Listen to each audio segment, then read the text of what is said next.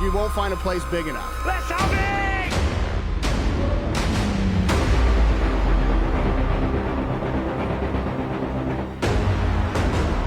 Francis Ngannou. I'm the baddest man on the planet. The Gypsy King, that's it! It's over! And I'll give you the best hiding you've ever had. Gypsy King! I want to bring in Francis Ngannou. And we're going to find out who is the baddest on the planet.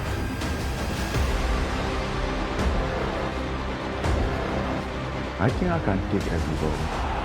You've got power on you. You think you can hit a bit? This is Tyson Fury's era. Now, who's your facing? He does have nuclear one-punch knockout power. This guy is a Gypsy King. Let me feel that power, boy! Let's have it!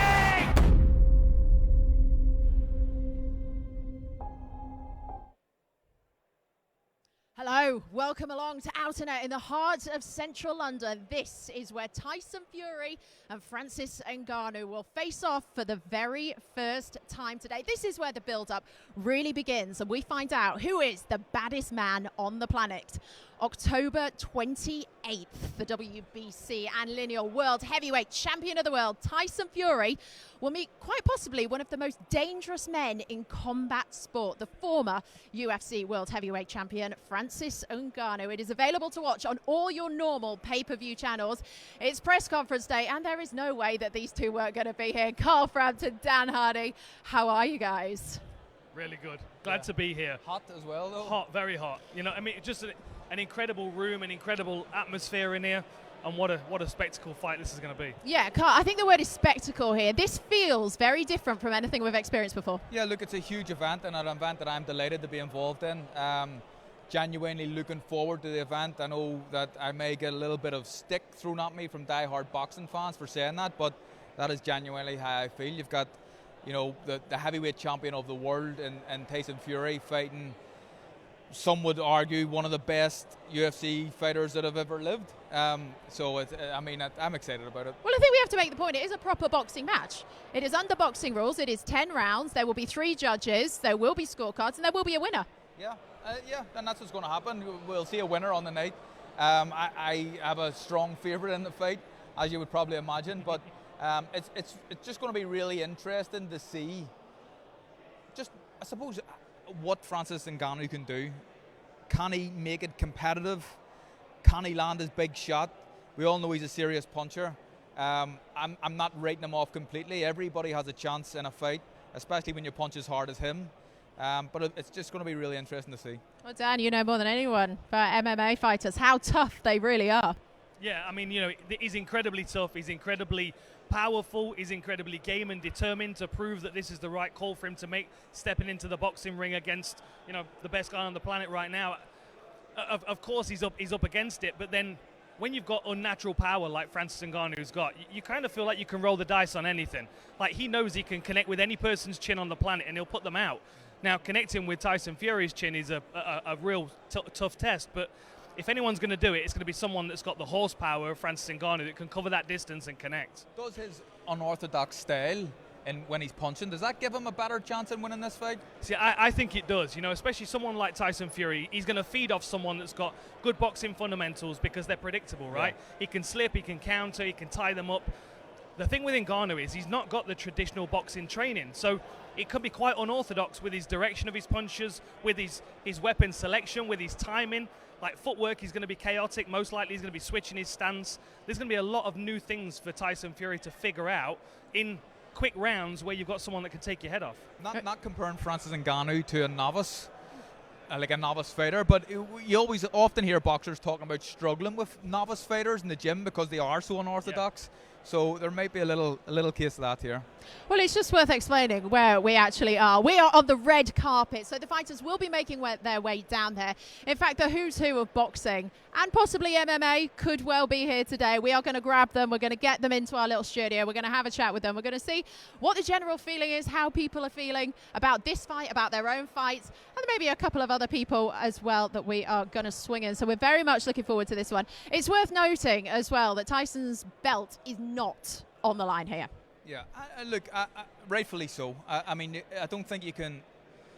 It would be unfair to boxers who are waiting on lane to fight Tyson Fury, other heavyweights, that Francis Ngannou, coming from an MMA background, straight into a title fight against the WBC heavyweight champion of the world. So I think that's only fair. Yeah, that should say. Frank Warren has described this event as a game changer. What do you think he meant by that, Dan? You know, I think it means that he's opened the door to a lot of other things happening. I mean, you know, combat sports in the last few years has changed tremendously from, you know, boxing being a thing and MMA being a thing. Now we've got influencers involved and people crossing over from one sport to another, and, you know, comedians getting involved in mixed martial arts. There's all kinds of things happening in mixed martial arts and in combat sports generally. And I think probably what Frank was referring to is the fact that everything's on the table now. Like, if you're a star in a sport and you want to try something else, we could potentially make it happen. And if you can punch, even better. All right, we got our first arrivals on the red carpet. So if I turn behind me, Mark Rice is stood there. Mark, would you like to come join us? Come join us. Come join us. How are you, mate? Love your work. Mark, come stand in between Dan boss. and Carl. There we go. Carl will use your mic. It is incredibly hot in here. I can't tell you. It's like 30 degrees in London today. Mark, welcome. What has brought you out here tonight? I'm a massive fan of the big man. I've been to a... Yeah, which one? Tyson, the real big man. I've been to a lot of his fights, the last 5 particularly. I love what he does, and he's a showman, so whatever's going to happen tonight is going to be entertaining, and I love boxing. How do you feel about Francis Ngannou as an opponent? This is like an unknown we've not seen. I feel like it's interesting. I feel like people aren't giving it the credit it deserves. They are two of the baddest men on the planet in their respective sports. It's interesting. I think there's only one winner, personally. But yeah, I can't wait to see it. How do you think it'll play out, the fight? You got a prediction for us? Listen, if they fought 10 times, you never know, anything could happen. But I think 9 out of them 10, and probably 10 out of them 10, Fury wins. If it's in a ring. If it goes into an octagon, it might change. But Carl will tell you this, when you've boxed all your life, and it's like with the likes of KSI and Jake Paul, who I've got utmost respect for, but as soon as they fight someone who's boxed since they were young, they can read that punch coming, the footwork's already there, it's just born in them. And when someone like Tyson Fury gets in the ring, not only is he unbelievably skilled, he's done it all his life, he's a boxing man through the heart, so I can only see one outcome. I think we all kind of agree with that, and we're all kind of thinking that it's going to be a hard night for Francis, and if he does win, it's a very, very small chance. If we flipped it and Tyson Fury was in the octagon, would he have a better chance of beating Francis than Francis does of beating him in this boxing match? Would Tyson have a better chance in the octagon than Francis would in this? Yeah. No. No, I think if they're stood front on and they're exchanging punches, then yeah. But I think if Francis runs at him and starts wrestling him, Fury doesn't know what that feels like. So no, probably not. What is it about Fury that draws you to his fights? Is it the character, the style? What is it? The reason why I think a Fury-Usyk fight is so interesting is because, and I'll let Cole correct me if I'm wrong, this is just from a fan and not a boxing man, but a boxing fan, but not a boxing man. Fury, to me, fights like a middleweight, super middleweight. His movement, his head movement, his foot movement. If you look at the heavyweight division, and there's nothing wrong with this, but even when you go back to Bruno, Lewis, AJ now, they're very flat-footed, they're very heavy, it's a few punches, it's a hold. Whereas Fury's just so energetic, he's lively, the way he moves. But Usyk also does that. And Usyk has fought people like Fury before, whereas I don't really think Fury has fought people like Usyk. So that's why that's such an interesting matchup. And that's why I love Fury, because I think he's fighting at the heavyweight in the heavyweight division. There isn't anybody like him other than Usyk now, and I just think he's an absolute genius at what he does at that weight. Yeah, I think you know your stuff. I think he knows his stuff. I was going to say, would you ever be interested in doing some sort of like boxing crossover? I've had my go. Kind of on the rise. I used to be in the amateurs when I was young. I had about 6 fights, and then I did 2 exhibitions in my early 20s. But I've got to protect the old boat race now, so I've pulled away from it. No, definitely not, definitely not. Well, Mark, we thank you very much for joining us. You. Hope you enjoy this. Quickly, what do you expect from this press conference? A show. I mean, look at that alone, straight away. Fury, you know, the Gypsy King, he's always going to pull something out of the bag. So it's going to be energetic, lively, and I'm buzzing to be here. Awesome. We'll go and enjoy it. Thank you very much indeed. Thank you. Cheers, mate. Thank you.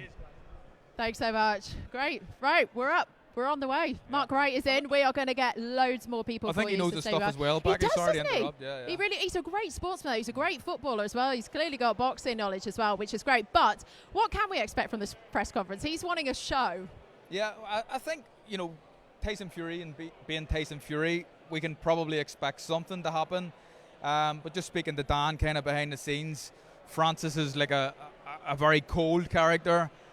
I don't think he's expected to get or have a reaction from anything that Tyson says. So it'll just be interesting to see if maybe Tyson can get him to bite at anything. Yeah. Do you think he'll get him to bite? I don't think so, no. You know, Ngannou is a very stoic individual, and I think he's going to try and figure out Tyson Fury right now. I think he's going to try and understand this character, and I don't think he's going to be able to do it in the space of a press conference. You know, Tyson's a very unusual character. He's got a lot of character. Ngannou's just going to absorb it and witness what's going on and try and figure it out and save that for the fight, I think. Is this where the mind games begin today? Yeah, absolutely, absolutely. Especially for Tyson. I mean, that's part of his game. He'll try and get under the skin of Ngannou, I think. But I think when he realizes he's not going to get a rise out of him, he might abandon it. Yeah. Oh, here comes trouble. Here comes trouble. Hi, Adebayo Akinfenwa. Blessings, we're getting there. How are you? I'm very well. Fabulous. How much are you looking forward to this fight? Oh, this is something special. You know, it looks like it's skill against strength. And you know, like, I'm known for strength. So I'm going to have to go for strength. Now I'm playing, you know what I'm saying? But no, I'm looking forward to this, man. This is something special. Who do you tip in it? How do you think it'll go on the night? Listen, it's boxing, in it, and the guy that's going in there, Fury, is, when it comes to skills-wise, to be fair, he's one of the best. But then, boy, my man's got a really big, strong jaw. So, listen, that's for me. That's what the fun bit about this is. You're going to see. Listen, Fury's going to jab off his head. That's what it looks like for me. But my man's got power, and I don't want to try and brag. And I know about strength. So if he catches, he's got a chance. Unless where it comes down to, and that's what love the thing about heavyweight is. You've got a chance, and if he catches him, then it could be night-night. It's the hope that kills you, isn't it? It's the hope. It's the chance that actually it could happen. And who has more to lose in this fight?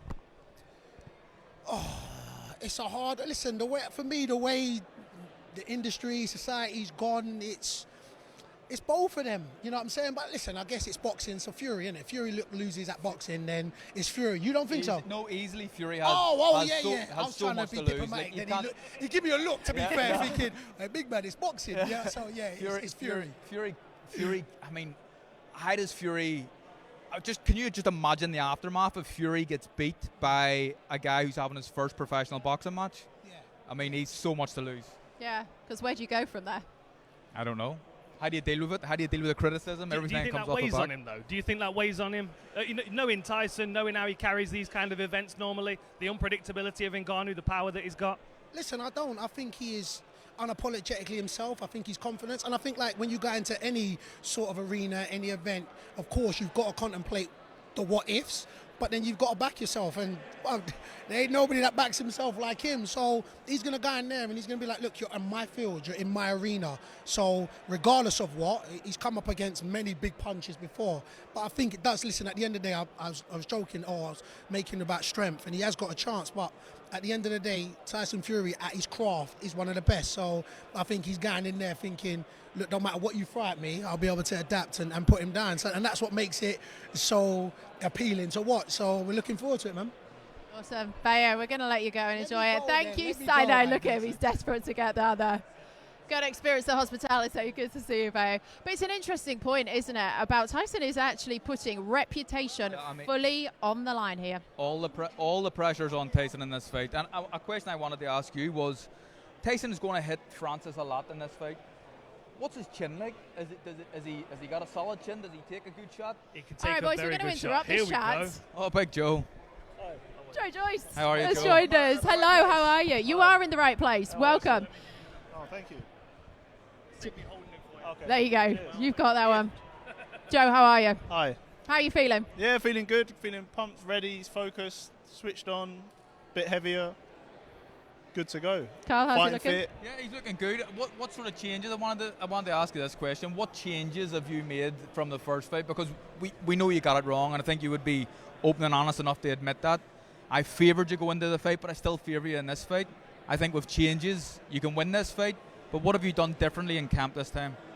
Just got everything right. Been like a lot more disciplined and focused and switched on, like in terms of camp. And I've got maybe I took my eye off the ball a little bit in the first fight, and like just making sure I've ticked all the boxes and dotted all the I's and stuff, whatever the saying is, and like it's a bit more practice with the southpaw stance, like in terms of sparring and technique and tactics, but also getting my body bigger and stronger and more ready for the job to fight Zhang, because Zhang kind of surprised me, like with his speed and accuracy and power, and got a bit of the tactics wrong on the night.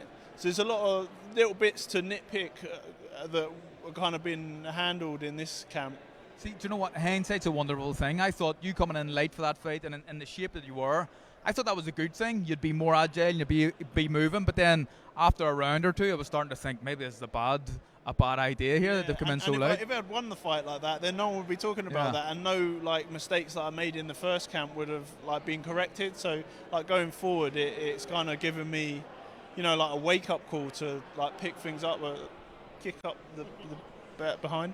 Joe, just very quickly before you let you go, what do you make of this whole spectacle here today? Yeah, it's amazing. This is a cinema screen, right? It's even got stuff on all around the sides and the ceiling. It's incredible. In the future, would you ever be interested in a crossover fight? Yeah, why not? Maybe, yeah, I'm open. Okay. See what numbers you're talking. All right, well, yeah, we'll get back to you on that front. We'll get back to you. But Joe, we're going to let you go. Best of luck in a couple of weeks as well. Wish you all the luck in the world. Got to give that back to Dan. Thanks so much, Joe. All the best, big man. All right, one of the main men, Francis Ngannou. He is on the red carpet right now. We're going to get him in with us fairly soon. How do you think he's feeling?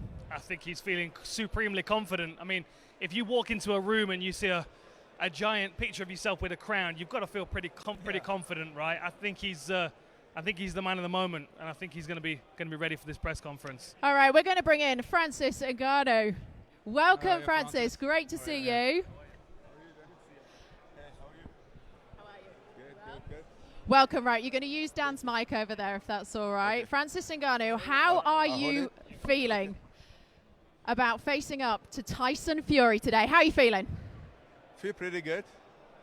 Yeah, this exciting. Get you a little pumped up. Good thing I'm 7 weeks out, but yeah, just give you a little boost, little pick of adrenaline.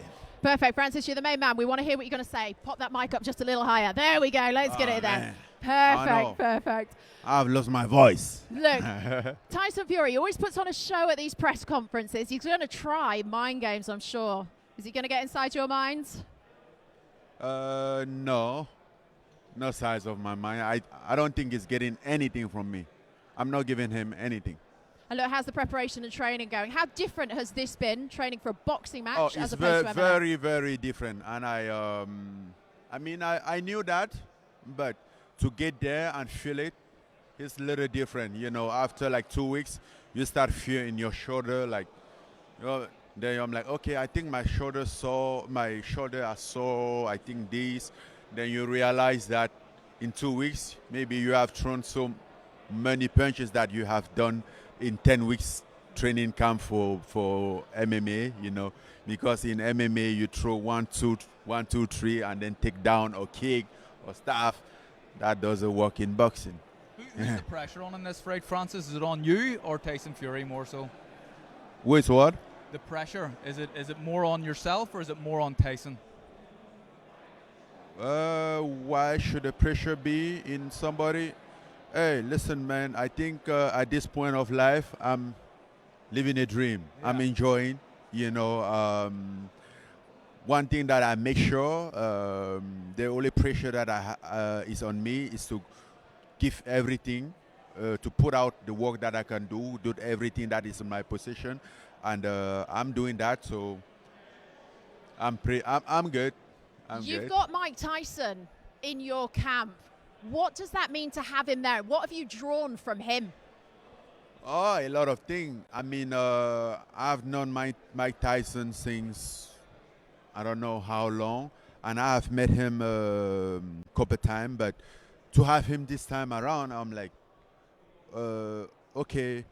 I was a little confused sometimes. I'm like, no, he's not here just to watch. He's here because of my fight, to help me. He's actually giving me instruction and stuff. Then I'm like, man, it's Mike Tyson, right? I'm not tripping. So it's real. It's real. So that's how big this is, you know. What's Mike Tyson's thoughts on Tyson Fury? Huh? Have you picked Mike Tyson's brain? What does he think of Tyson Fury? I mean, Mike Tyson is a professional fighter, professional boxer, the best that have ever lived. And one thing that I know about him and what make him be there is that he knows how to read his opponent. He knows how, and he respected them, you know. So he think a lot of good thing about Tyson Fury, and he has a lot of respect to him as a fighter, and but he's on my corner, brother. Yeah. So he has chosen his side. I think if he wasn't me, if he was the Tyson Fury and somebody else, I think Mike Tyson would have choose Tyson Fury. Okay. But for now, it's me. So. And that confidence from Mike Tyson must be good for your confidence. Oh, absolutely. And it's not only about the confidence, it's also about, like, you know, the feeling, even the technical aspect. I mean, obviously I would not, like, in couple months, or by the way, nobody have ever imitated Mike Tyson's style and do it as best as him. So it's not something that I'm going to do it. But still, there is a lot of things that I have to that I'm learning from it, because when you look at boxing, he wasn't just good at knocking people out, but he was very good on, like, moving his boxing technique. I always say, like, Mike Tyson is the only guy that you can, only professional fighter or a champion that you can go out there, put his video and show a 5-year kid, like, look, this is how the box, right? Mm-hmm. Because all those professionals, they have a different style. As long as they become professional, they start to drop their hand, they start to move differently, which is not how they teach boxing in the first year, right? Mm-hmm. But Mike Tyson was, like, basic, and those basic works for him his entire life. Yeah. And it's amazing. You know, I'm like, how can somebody do something so perfectly? You know, you have to put his fight, watch it in a slow motion. Then, you know, I'm like, okay, I think this is just, I mean, a lot of hard work, but it's unique. Mm-hmm. It's a gift from him. Mm-hmm. Yeah. Awesome. Francis, we are going to let you carry on with your media duties elsewhere. Thank you so much for coming to join us. We wish you the very best of luck in the fight. Thanks, and we look forward to the face-off for the press conference. Enjoy. Good to see you. That is Francis Ngannou, who will be facing off against Tyson Fury a little bit later in the press conference. He's looking confident. Nice big guy, very, very confident as well. It was interesting to know about the input of Mike Tyson and being his coach going into this fight, but he kind of talked about Mike Tyson's style. And I wanted to ask a question. Francis is probably as explosive as Mike Tyson, but Tyson had that kind of head movement and stuff. I can't really envisage Francis being that type of boxer. Mm-hmm. No, not really. I mean, I'm hoping that's going to be some of the skill set that he recruits from Mike Tyson. I mean, as he said, there was nothing particularly spectacular or flamboyant about what Mike Tyson did. It was good basics, right? So if he can give him some of those good basics, the little peekaboo style and some of the little bumping footwork, even just those pieces added to his game with his natural power is going to make him a lot more dangerous in there. Do you think Francis Ngannou has had to find another level in this fight camp? Because both fighters are used to the camp, the training, but in their respective sports. So for Tyson, this is just pretty much, all right, I know he's fighting the unknown, but it's pretty much still a boxing camp for him. For Francis Ngannou, he's never done a boxing camp before. It's going to be so much more difficult. Difficult in a sense that I'm not saying boxing camps are more difficult than a fight, preparing for a fight in the UFC. But it's more difficult for Francis because he's never done it before. So it's a completely different sport, and he now has to get ready for 3-minute rounds rather than 5-minute rounds. He's got to get ready for 10 of them 3-minute rounds with minute breaks in between, rather than 5 minutes of a break, and he goes up to five rounds, obviously. So there's a lot of differences in a preparation for a boxer than there is a UFC guy or an MMA guy. So it'll just be interesting to see how he can cope with it all. He seems quite a calm guy. There's like an aura around him when you stand next to him. Just then, he was very calm, well-spoken, knew what he wanted to sort of say. In a press conference, how will he be up against Tyson Fury? Do you think he'll keep that same? Exactly the same. He'll be the same all the way through fight week. He'll be the same in the ring on fight nights as well.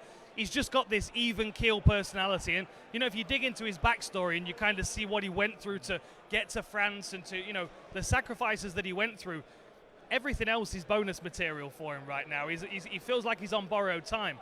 That's why he's so calm and confident, I feel. Well, you mentioned about his background there. It's worth actually noting this is probably a bit of a lifelong dream for him because he actually wanted to be a boxer before he went into MMA. Yeah. So there is some skill there to start with. I think I read he trained for a year before he switched to MMA. This is it. He had a natural desire to be a boxer before a mixed martial artist. He just happened to walk into a gym, the MMA factory. They had a lot of big heavyweights in there, and they were, you know, they were training alongside him. Realized that he's got more skills to offer than just his hands, and that explosiveness is in his legs, his knees, his takedowns as well. So, you know, he's crossed over to mixed martial arts. He's had a lot of success, but the mixed martial arts success that he's had has put him in a position where he can now step into boxing, which really I think is what he wants to do. He loves boxing more than MMA, if I understand him right. You would know this better than me, Dan, but is his... Fabio Wardley, I'm going to have to interrupt sorry you, about Carl, that. because Fabio Wardley is joining us. How you doing, big man? Fabio, hi, how are you? Great to see you. Sharon, yeah, one of the boys. There you go, there you go. We are. How are you? Fighting on the undercard, I believe. Yes, very good. But we're here to talk about you. How's training? Training's going great. Been preparing for a while, so raring to go, to be honest. I'm just buzzing to be here. It's a massive event, and something I'm really happy to be a part of, and really looking forward to enjoying the spectacle on the night and putting on a good performance. Where does this fight rank for you? I think it's at the top for me. I think the event at least is the top for me. This is something special. This is something different. I've been a part of some big ones. I've chief supported some big cards, but this is definitely the biggest one I've been on. So yeah, I'm buzzing. It's a really good fight, Fabio, and it's one that people have been talking about for quite a while now. Are you a bit disappointed that the British title won't be on the line? It's still TBC. It's still something we're working on. Okay. It's still a conversation we're having. Obviously, we want it on the line.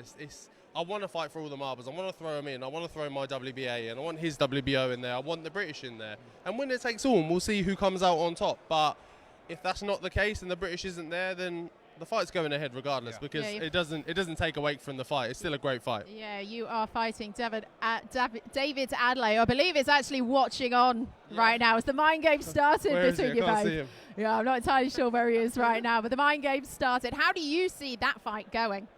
For me, look, I see it going how all the 15 of my other fights have gone, is that he'll be gone within the distance, most definitely. I've spotted him. The way. I've spotted him. Oh, you was looking for him. I He's was over looking there. for him. He's keeping an eye. He's keeping an eye. But he's keeping an eye on what you're doing now. This just has... Seeing what I'm saying, seeing what the game plan is, seeing if I let up any secrets or anything. Is this exactly the type of fight that you need right now? Not even that I need, that I want. These are the type of fights that I live for, that I thrive on.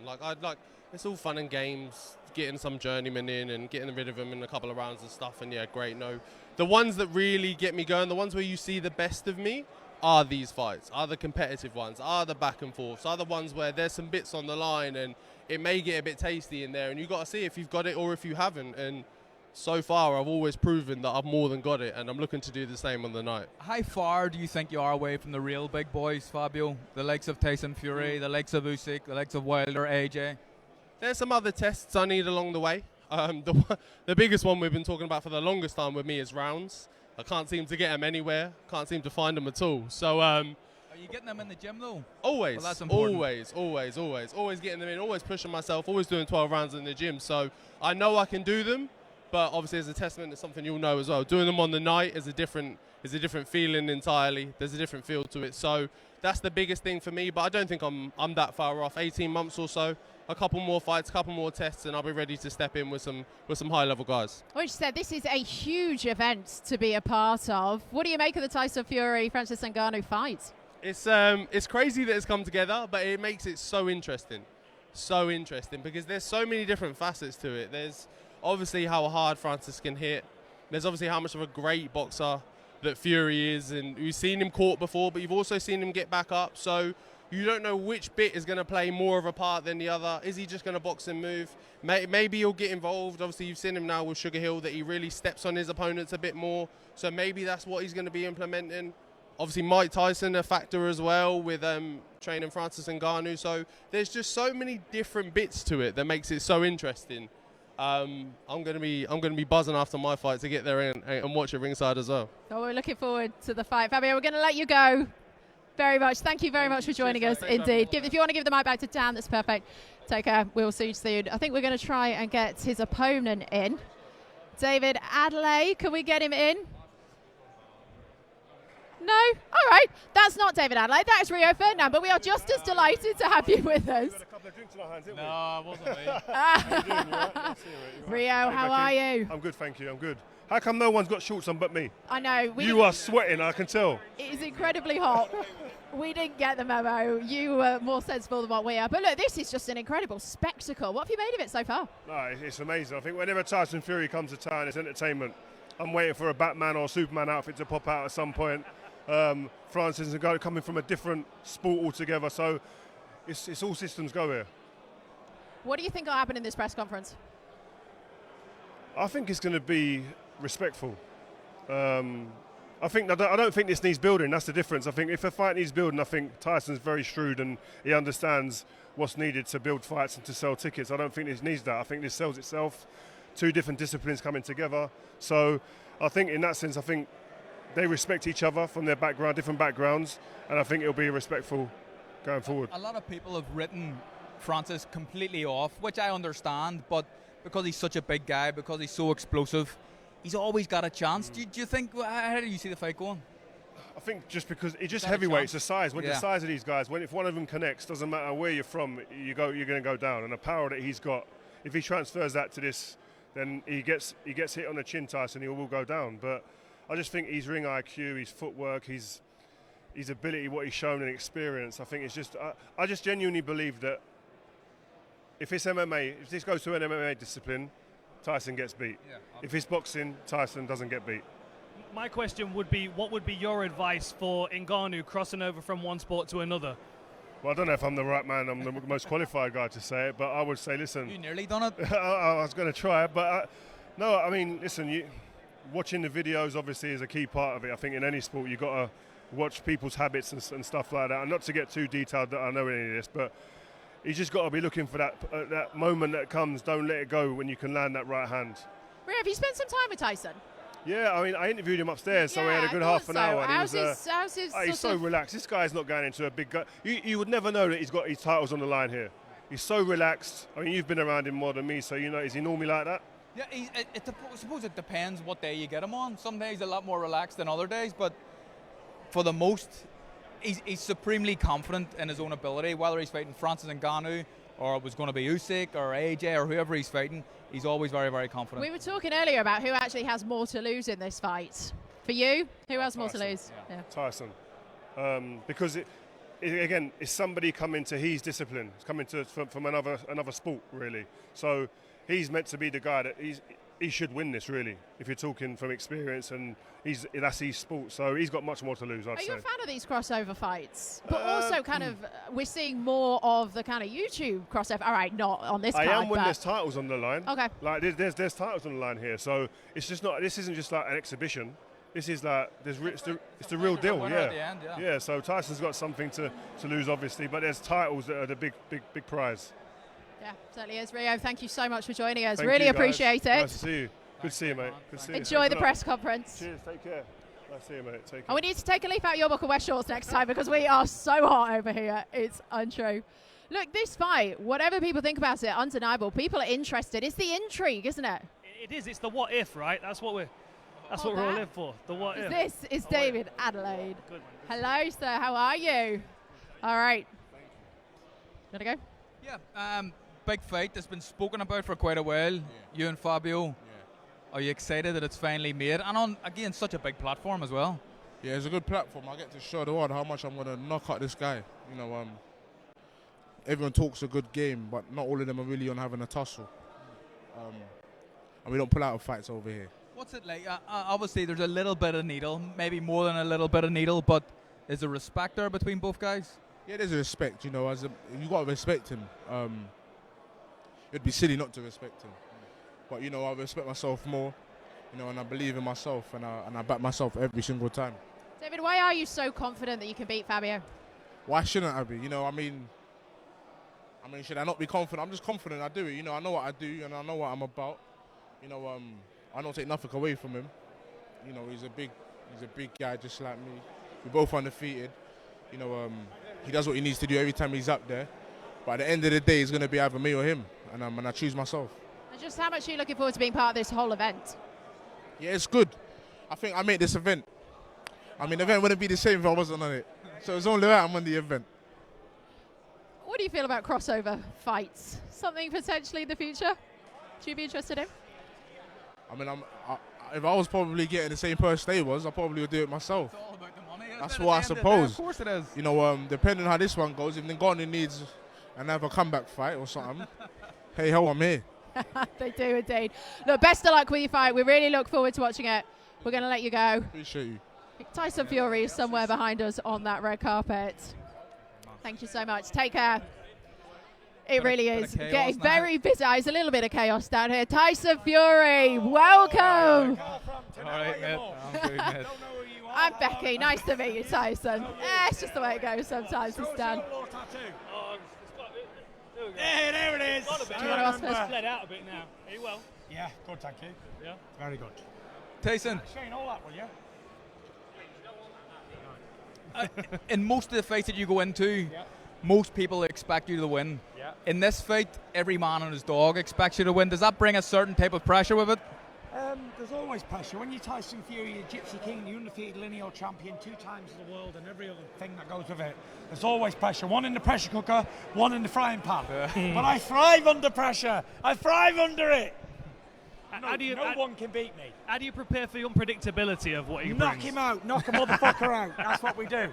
I've been with Sugar Hill now for 4 fights. I've knocked out 4 motherfuckers, so this will be the next one. Have you been watching back Francis Ngannou's UFC fights at all? I haven't, no, to be honest with you. I've seen a couple of Francis's fights with Stipe and Cyril Gane and what's the...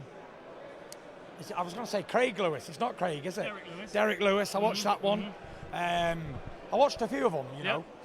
What do you He's reckon? a big, strong old boy, isn't he? And if he hits you, he'll hurt you. Just like Dillian White, just like Derek Chisora, just like everybody that I fought. They're all big punchers, and they're all coming to win. He's getting 20 times his highest payday for this, yeah? And if he beats me, he secures his grandkids forever. What's not to do? Do you like that pressure? You seem to like this pressure a lot. I love it. It's what I do. It's what I live for. Is this why you take these kind of risks then? I take these risks. 1, I'm getting paid a hell of a lot of money, yeah? And 2 worlds are colliding. The battle of MMA versus boxing, the old cliche, which is better. And the fact that we're 2 champions in our prime, he ain't coming off like 4 losses or me either. We're doing battle and it's going to be a good fight. Whether he chins me or I chin him, someone's getting chinned. Would you ever think about flipping it on its head? I would, yeah. And going into the cage? I'd like to fight Ngonou in the cage. Really? I think I can beat him, for sure. He's not a good jiu-jitsu man. He's not a good wrestler. He's known for striking, and I'm a better striker than him. And in little gloves, I'd knock him out in seconds. I don't think he's a good wrestler. I don't think he's a good jiu-jitsu man. He's more of a stand-up striker.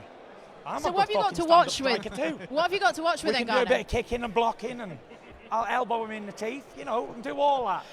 Did any of you guys see me training with Darren Till? Smacking it, bang, bang, bang, bang, elbows. I was training over in Holland with the current Glory World Heavyweight Champion Rico Verhoeven, and before that, the K1 World Champion Daniel Geeta. All of these guys, I sparred them all. So yeah. So it's all getting a little bit chaotic on the red carpet. Not too sure what's going on there. Things always get a little bit heated. But we're going to keep it rolling here. I think we've lost Tyson. He's just gone to have a look. He's wearing the most fabulous suit. He always wears the best suits to these things. The suits are always good, aren't they? Yeah, the Gypsy King. Look, he's looking excited. He's looking like he's primed and he's ready. It's all kicking off on the red carpet. Hence why I'm just stood here trying to talk to you for a little bit. I've lost Carl. I've lost Dan. Come back in it. Was Tyson still got the mic? Yeah, there we go. Look, I guess these type of things are also expected at a press conference. It's heated. This is what these guys want. They're what they're looking forward to. I'm not. Oh my God. I'm not even sure He's who back. that was. It's Who was all that? right back there. Me anyway. No, it I was wasn't thinking you. it was my brother, so it wasn't me, it's fine. Oh no, you're safe. You're safe. But look, Tyson, I wanted to ask one question. We've seen a Fury pre-Sugar Hill Stewart was more of a mover. Now you're more aggressive, looking to seek and destroy. Are we going to see that on Fight Night here? Yeah, I'm going to beat the pussy up, call me Larry Holmes. Going to use the jab on him. Jab his nut off and then sink the right hands and sicken him. I tell you what, I'm made for this shit, innit? Made You for are. talking shit on camera. you actually are. I've got to be the smack talking champion of the world. I know you're dressed impeccably as well. I admire the suit today as well. Spartan. How is this night in Saudi? Oh, yeah, I know, with Crocs. Oh, He the has got Crocs, I'm just on spotting as them, well. yeah, I did man. notice that. I did notice that. Tyson, how is this night in Saudi going to compare to the big nights you've had in London? I think it's going to be an unbelievable night of action, you know. Like I said, you got two guys on top of the game. It's heavyweight boxing. And all jokes aside, are taking Ngonou very seriously. By the time the fight comes around, I'll have been in camp for 12 weeks. I've got some big guys coming in, big sparring guys and that. So I've even got Tom Aspinall coming in as well. You know Tom. Yeah, of course. I've got some really good fighters coming in to help me in the gym, boxing guys. So I never underestimate any opponent, whether he's a local pub brawler or he's a UFC champion or whatever he is. I always give them all respect they deserve because they're all threats and they're all dangerous. And like I said, they're all looking for that one punch that's going to change the stars. Yeah. So yeah. What do you think? What do you think Ngonou can do between now and the fight to have better chances against you? I don't think that he can do anything to have a better chance, but what he just needs to work on is landing that one punch just like they all do, like Wilder tried to and everybody else tried to. And that's it. They've always got a puncher's chance. Big men, aren't they? I just said to someone upstairs, Rio Ferdinand, actually, Tyson, get your mic right up. We've got to hear what that you say. There we go. if I went outside into a boozer and got in a brawl with somebody, he's going to hit me, isn't he? How are you going to go and have a fight with somebody and not get hit? Of course you are. It's like going to have a shower and not getting wet. I know I'm fast, but, you know, you can't go in a fight and not get hit. That is very true. Let's talk about your undercard. I think Fabio Wardley was involved in whatever just went on back there. Fabio and Dave. Yeah, I think so. I think it's already started. What do you make of that British matchup? I think it's a good fight, you know. I think Fabio and David for the British title, it's a very, very good fight. They're both undefeated, both young, both top 15 ranked in the world, and young, hungry lions, like as we just saw, kicking off Royal. Aside from the money, why are you doing this? Why are you taking this chance to open the door for Ngonou, you could say? Obviously, I'm getting paid a hell of a lot of money, right? That's one fact. Two, it's the fact that I get millions and millions of people from MMA and boxing going to watch it. Whether they like the fact that I'm doing it or not, guess what they're going to do? Still watch it because they're going to be curious, like, what if he lands? So it's just a massive global event, the Riyadh season. Me and Ngannou's going to open the Riyadh season, like this global phenomenon, what Saudi Arabia. We get to headline there and open it all up. So it's fantastic. I'm overwhelmed with it. It's fantastic, you know. Tyson, you've took the best punches of, some would say, the biggest punching fighter that's ever lived in Deontay Wilder. And you've got up off the deck, got up and won the fight. Francis Ngannou supposedly punches harder than Deontay Wilder. Is that a concern at all? Not really. They all punch hard. Carl, you know, you've been a boxer yourself. You know, even if you fight a journeyman or you fight a world champion, all men hit hard, don't they, when you get hit in the face off them. I'm not really concerned about anybody's power. It's a boxing power, it's punching, whatever. If he gets it on me, you only need 6 or 8 pounds of pressure to knock a man out anyway. So if she hit me in the face when I wasn't looking, she's got a good chance of knocking me out. That's a fact. That's factual. So at the end of the day, anyone can knock anybody out, and it's a boxing fight. And you know what? We've got to go in there and enjoy it because I'm in the twilight zone of my career right now, 35 last week. And I want to enjoy it. Thank you. I want to enjoy the last bit of career I've got left because you never know when it's all over. God forbid I go in there and get in the tussle with Ngonou and ACL or shoulder or cut eye or whatever. You never know what's around the corner. So you got to take advantage of it, enjoy every minute, and that's what I'm doing. I'm a natural born entertainer. These guys ain't got shit on me, these boxers. They're like men in suits, like office workers and stuff. Not a suit like that. Yeah, never mind the suits, but they're just stiff and boring, and everyone's sick of it. And when I come, it's an event. It's a show. I'm the only show in town, and that's what it is. Tyson, I feel like we all thought this maybe was a one-off. Would you do this again? I told you I'd go in the cage with Ngonou for sure. And I would fight John Jones also in a cage if the money was right. Would it change your style with the 4-ounce gloves? Would it change the way that you compete? It would make me a lot more devastating. And it's something that I'm quite accustomed to. Like I said, me and my brothers, big old boys over there somewhere, we're always wrestling up and down. Loads of us, we're all punching lumpers off each other. It's something that we've been brought up doing. Do you know what I mean? None of us have got any skill, like train for MMA or anything. We've all been boxers, but it's something that we've always been involved in, like always. Even in the gym today, we always bring in big lads for wrestling. Like no heavyweights do that, bring in other big lads for wrestling. But guess what they're going to do, these heavyweights? When they come in, they're going to grab me like this, yeah? They're going to lean on me. And when I do it to them, they seem to be all fucked up. But when they do it to me, I'm like, I've been here before. Come on, get the hips down and get under him. What happens if in this fight, I imagine that you're going to hit Francis quite a lot. He's got a big head, so he's going to be hard to miss. But he has a good chin, but he may get frustrated with not being able to hit you back. Yeah. What if he, fires in and throws you to the ground or something like that? How does that affect things? I don't think he can. I don't think he can take me to the floor. I just don't. I seriously don't think he could beat me in an MMA fight. Honestly, I don't. I think I'd catch him on the way in for an uppercut. I'd just use my takedown defense, push him down, bang, bang, bang, grab him, knee, bang, elbow, bang, game over, smash to pieces. I'm convinced.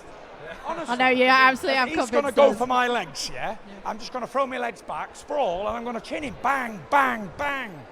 All right, well, it's something that He's we going have to be to say. severely damaged. Look, And with little gloves on, I don't even have to catch him properly. I just have to tap him with a little knuckle shot. It's game over.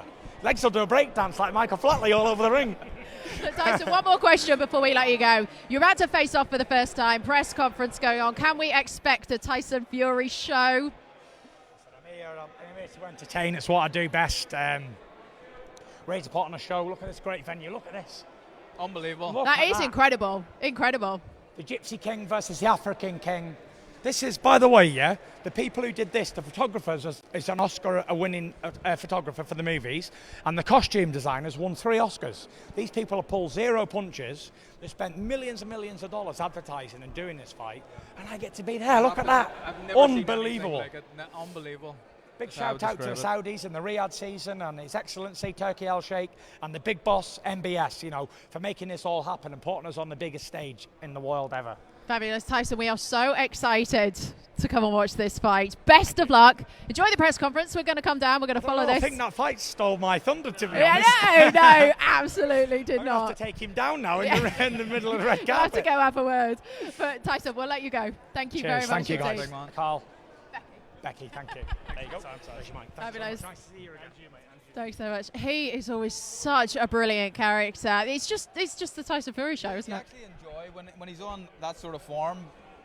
He's a joy to be around, isn't he? He cheers you up, and Have you seen the other side of him, Carl? I've seen him. Like, Tyson's a complex character, as we can see from the Netflix documentary, and I've seen him in times where I've walked past him in hotel corridors, and he would just say hello, and he's not as lively as he is, but I mean, when you put a camera on him, he's a proper showman, isn't he? Yeah, he really is. I mean, you hear this about quite a few people that are such huge characters when they step into the public, that when they withdraw, they've got to reserve that energy, and you can tell that he kind of peaks and troughs when he needs to, right?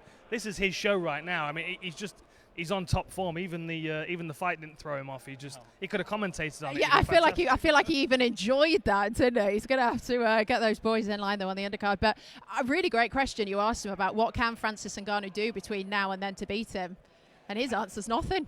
I just kind of feel like what do you do? Like, there's no boxing research that he can do, right? He said he's watched a bunch of his MMA fights, Derek Lewis and Stipe, and there are certain things you can take from them, absolutely, but you've got to prepare for the unknown in some way. Absolutely. There's got to be an element of prediction in his training camp, because he's got to be prepared for what he's potentially going to come up against. I think it's smart for Tyson to be bringing guys like Tom Aspinall rather than boxers in preparation for this fight. I think so. I mean, you mentioned a couple of Glory and K1 kickboxing champions who, again, they're stand-up fighters. They're not going to move like an MMA fighter, but they're also not going to move like a boxer. Their range understanding will be different. Any different looks that he can get, and Tom Aspinall as well. Top flight UFC heavyweight, moves very well, very, very quick. Like, it sounds to me like he's doing all the right things. Absolutely, and I would expect him to as well. But it's the preparing for the unknown. That's the question. Like, what do you think Ngannou could do to beat you in a few weeks? Like, I know. I know. What can he do? It's going to be so difficult for him. But I think you're talking about preparing for the unknown and kind of relaying it back to as a boxer. Sometimes when you fight good boxers on your level, you kind of know what they're doing and you know how to block shots and you train to fight against a certain shot selection. But when someone has thrown shots that you've never been trained to defend against, then it makes it a little bit more difficult. Can we just talk about the fact that he said he would go in the octagon? Because fighting fans are going to want to see, they're desperate to see Tyson Fury and Alexander Usyk. So if he's now throwing around saying, I'm going to go in the octagon, is that going to... And it was very believable too, wasn't it? Right. Yeah, I feel like that... he means it. I mean, he does. He's trained with Tom Aspinall. He's been training with Darren Till, and like I've said this before. Like of all the boxers in boxing, he's the one that would cross over because he's a natural-born fighter. It's his family line. John Fury's the same. Like he's got teeth marks up his forearms. Like he's a fighting man that learns how to box, and I think that's why his crossover to mixed martial arts would be a lot easier. I think I liked your reaction from when he was asked a question about that, and he says what he would do if he fought him in the octagon, and he would take a step back, and he would.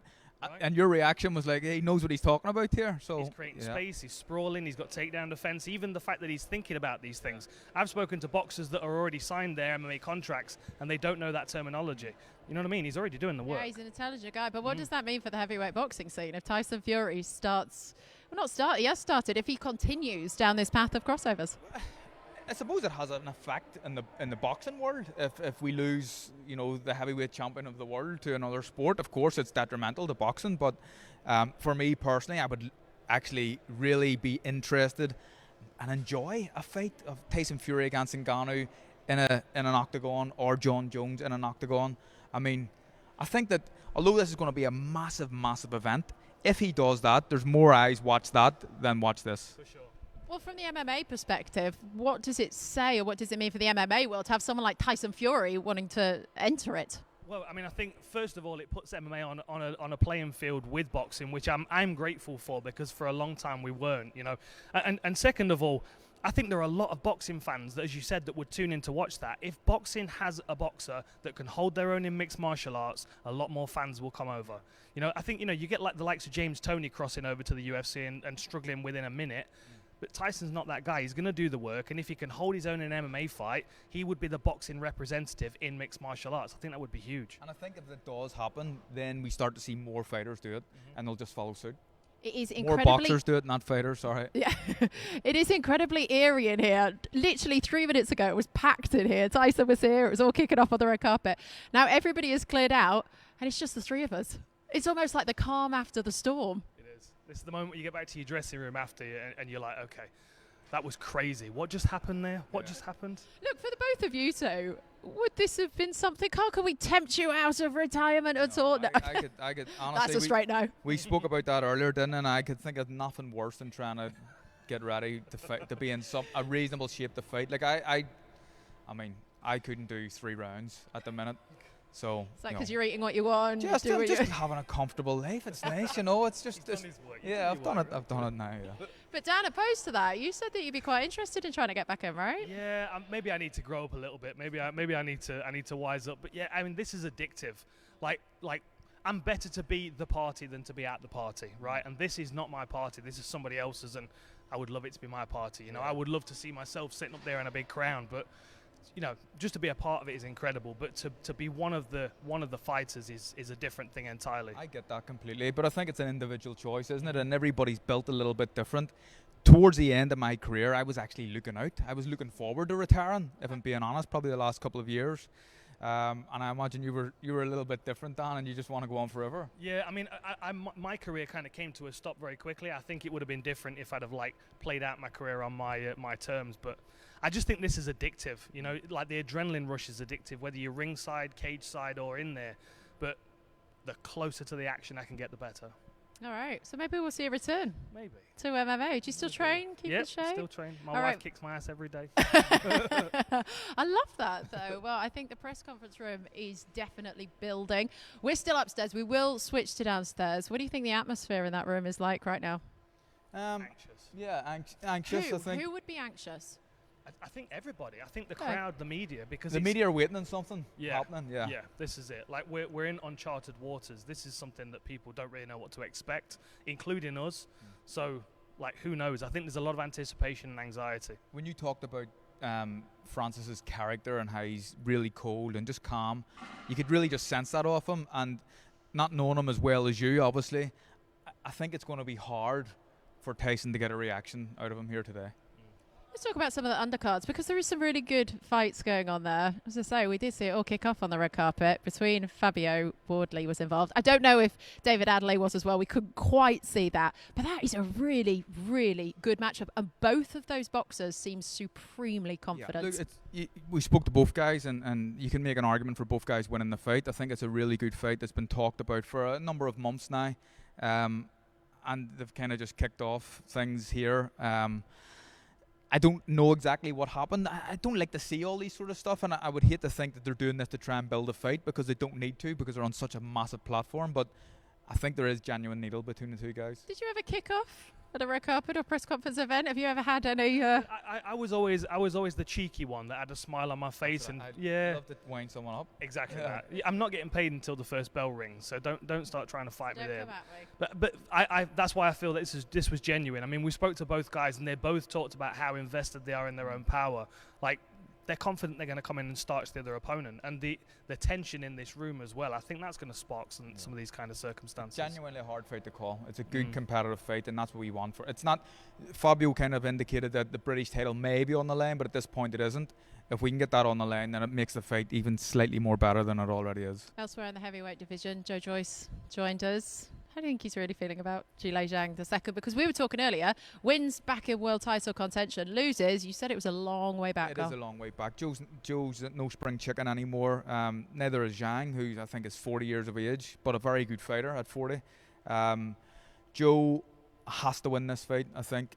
You look at Daniel Dubois, who Joe's already beaten, fought Usyk for 3 of the 4 meaningful titles in boxing only a few weeks ago. Joe's probably looking at that thinking, why is that not me?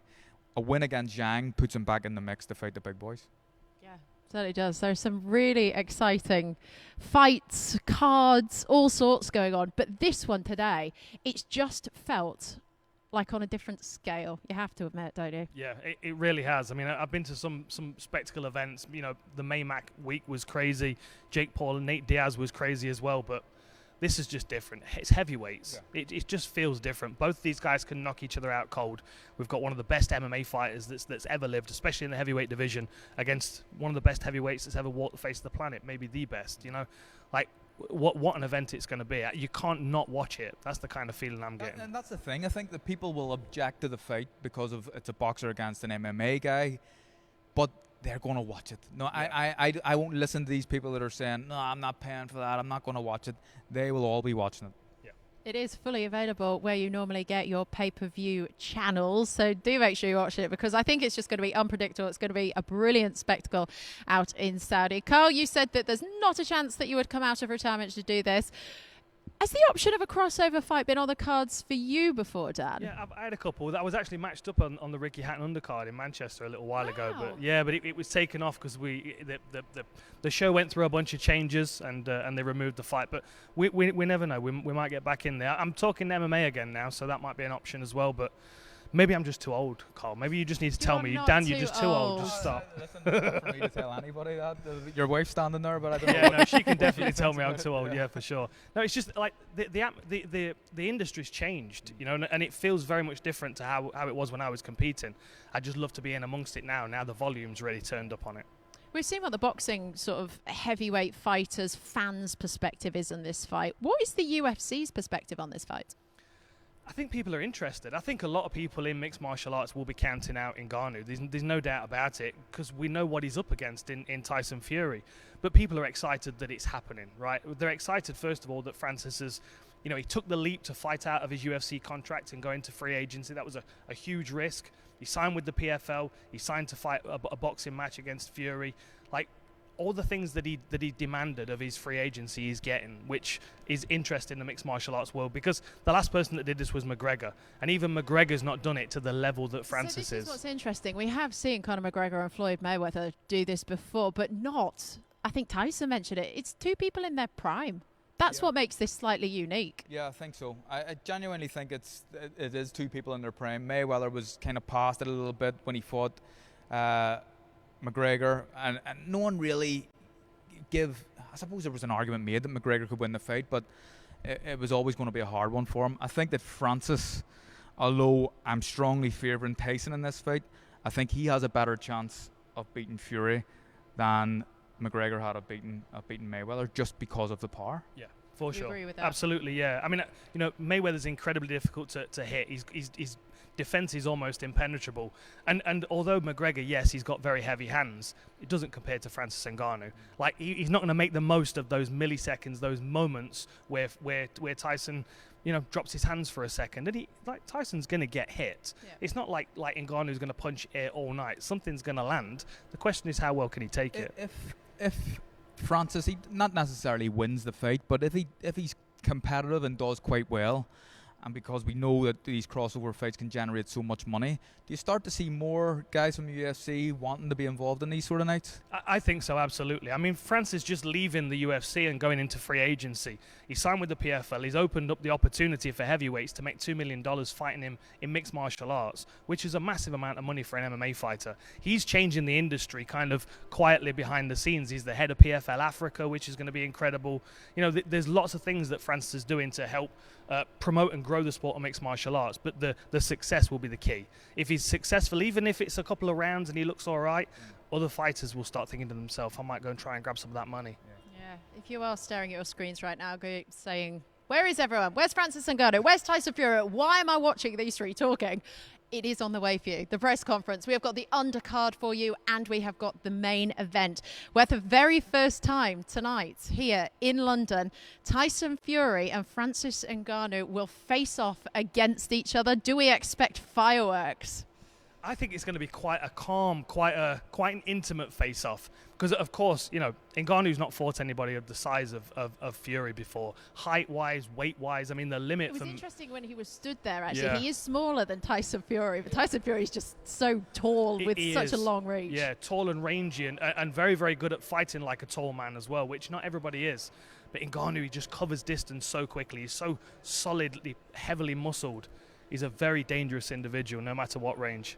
Come on in. How are you? Good to see you. Step on in. Hello, buddy. All right, pleasure. Hi, how you doing? I'm Becky. Great to see you. Oh, lovely. Thank you. Cheers, buddy. Welcome. Hello. How much are you looking forward to this fight? Honestly, I think this is an amazing matchup. Like, I've said it from the beginning. Like, obviously, the Usyk thing and Tyson, I look in his comments and I see the stick that he's getting for the Usyk thing, and he's the king. He, for the last 10 years, in my opinion, he's carried the game. Do you know what I mean? Like, he's defended his titles, he's done this, he's done everything, and he was going to retire. So now, if he wants to have a bit of fun, in my opinion, let him do it. He can do what he wants. He don't have to do. You know what I mean? He's earned it. Before fighting Usyk. Say that again. Sorry? I said, can he do it? In your opinion, as a fan, before fighting Usyk? Can he beat Ngannou? No. I'm saying to you, you're saying like Tyson Fury sort of earned the right to do this because he's done that, and I'm saying that boxing fans generally want to see him fight Usyk. Don't get me wrong, I'd love to see Usyk and Fury. Like, it'd be the biggest fight ever, and like I was really excited for it. But when I seen it all kicking off and back and forth and stuff, and then it were like he's not going to do it, and it's like, all right, fine, he's not going to do it, and I was frustrated myself, especially for Usyk and for his team and for everyone else, and for everyone wanted to see it. Don't get me wrong, but at the same time, the amount of 2 years ago, everyone were up his arse. Everyone said Tyson, this is the best thing, this, and I still believe that. And then you get all these people who are avid Fury fans who are now saying, in his comments, I'm looking at his comments, I'm thinking, how can you switch on him that bad? I get it, I want the fight to happen, I really do. It'll be the best fight. Like this, for me, I think this is a great matchup. I think it's a lot of fun. It's obviously it's gonna, it could get knocked out. He's got an hard punch. He's the hardest puncher. But I just think Tyson's too quick, too slick. He's a proper boxer, so I think it's more fun. It's an exhibition. It's like Rocky and Thunderlips. Do you know what I mean? So I like the whole aspect. Tom? You're a boxing fan?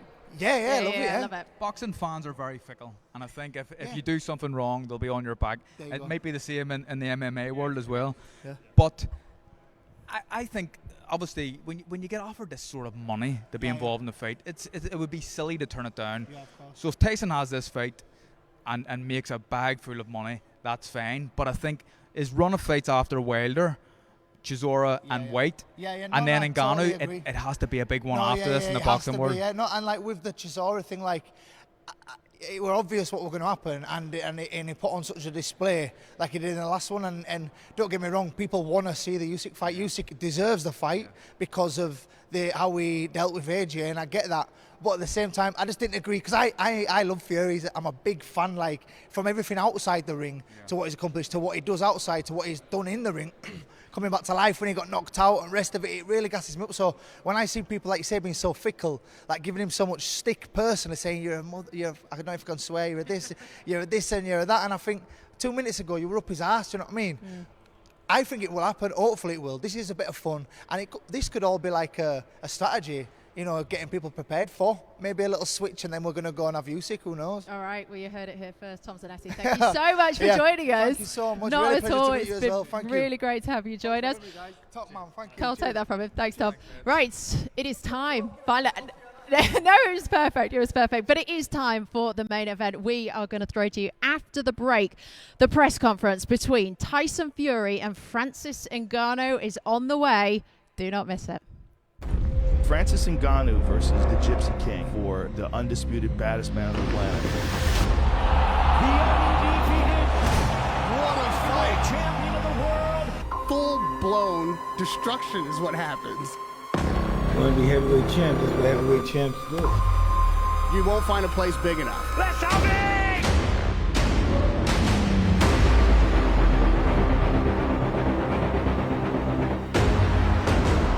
Francis Ngannou, I'm the baddest man on the planet. The Gypsy King, that's it! It's over! And I'll give you the best hiding you've ever had. Gypsy King! I want to bring in Francis Ngannou. And we're going to find out who is the baddest on the planet.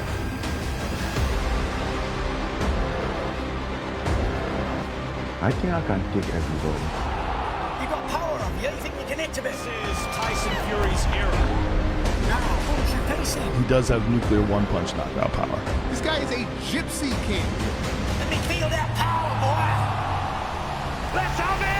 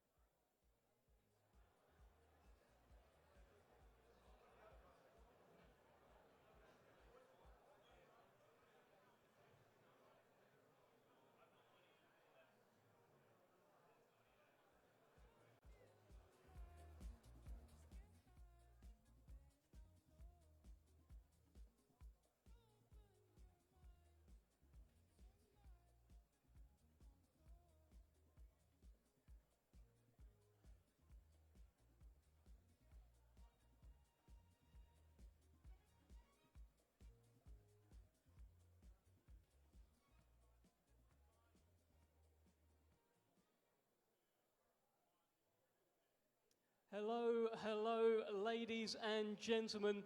Thank you so much to everyone here. What an amazing turnout. Thank you for joining us. This is an amazing, iconic fight. October 28th, we ask a question. We want to know who the baddest man on the planet is. And to begin Riyadh season in the Kingdom of Saudi Arabia, two kings collide. And we are looking to answer that question. On behalf of Queensberry and Top Rank, we want to say what an honour and privilege it is to be working on such an incredible fight as part of the opening of the Riyadh season, and we want to express our thanks to His Excellency, the Chairman of the General Entertainment Authority, Turkey Al-Shah, and to all of the teams at the GEA, Riyadh season, and Seller for this magnificent opportunity. Ladies and gentlemen, it is now time to welcome to the stage those who have come together to make this incredible event happen. Let's first welcome to the stage the longtime advisor of Francis Ngannou, Markel Martin.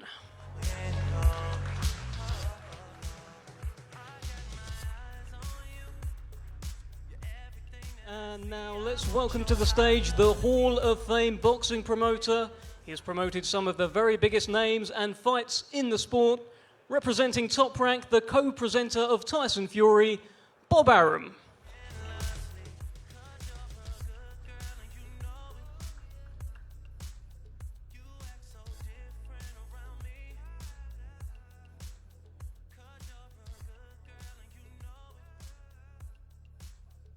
All right, let's now welcome to the stage another Hall of Fame boxing promoter, over 40 years in the game, promoted some of the biggest fighters in history, representing Queensberry, the co-promoter of Tyson Fury, Mr. Frank Warren.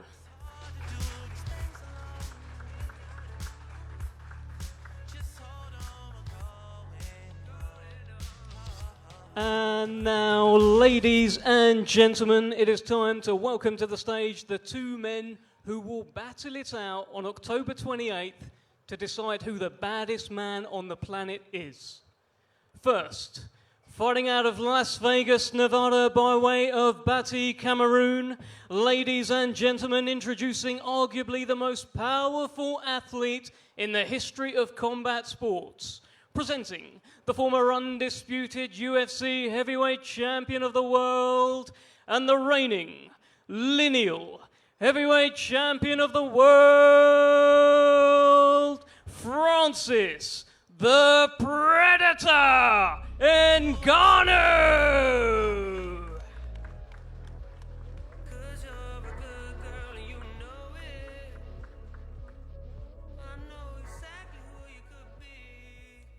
And now let's welcome to the stage his opponent on October the 28th. Hailing from Morecambe, England, he is unbeaten with a record of 33 wins and no defeats. One draw with 24 wins coming by way of knockout. Presenting one of the greatest stars in the history of boxing. Ladies and gentlemen, please welcome the two-time world champion and the reigning WBC and lineal heavyweight champion of the world, the Gypsy King, Tyson Fury! Sound. We fell in love as the leaves turn brown, and we could be together, baby, as long as skies are blue. You act so innocent. Nice to see so many people have turned out to see me. Thank you very much. If you haven't heard, I've got an energy drink out called Tyson Fury. Try it if you want some balls. Thank you, Tyson. Great entrance as ever. Ladies and gentlemen, good evening, good afternoon, good morning, wherever you are joining us in the world. Today we formally announce a huge, iconic event, October the 28th, to kick off Riyadh season. A colossal event on October the 28th, the Battle of the Baddest. Two kings collide in the kingdom in what is quite simply the most anticipated combat sports event of the year. The king of heavyweight boxing, Tyson Fury, the WBC and lineal heavyweight champion, will take on the king of heavyweight MMA, the lineal heavyweight champion and the man who never lost his world title in the cage, Francis Ngannou. This epic showdown between two giants in their field will mark the commencement of this year's iconic Riyadh season. The fight is brought to you by Queensberry Promotions, Top Rank, and Francis Ngannou's promotional banner, Gimmick Fight Promotions. And of course, we extend our heartfelt gratitude to His Excellency, Chairman of the General Entertainment Authority of the Kingdom of Saudi Arabia, Turki Al-Sheikh. Let's begin by discussing our wonderful hosts for this once-in-a-lifetime event on October 28th. The Kingdom of Saudi Arabia has become the go-to destination for some of the very best concerts, events, attractions, and more recently, some of the most finest boxing in the world. The iconic Riyadh season has taken place every winter since 2019, welcoming more than 37 million visitors from all across the globe. They've come to experience concerts, sporting events, dining experiences, and much more. Riyadh season is back for its 4th edition, and this year it will make history, with 2 heavyweight champions at the pinnacle of their sport facing off. It will be boxing that has the privilege of kicking off this year's Riyadh season. The special WBC event will determine who the baddest man on the planet is, and it is, of course, called Battle of the Baddest, as Tyson says, "Come on," next to me.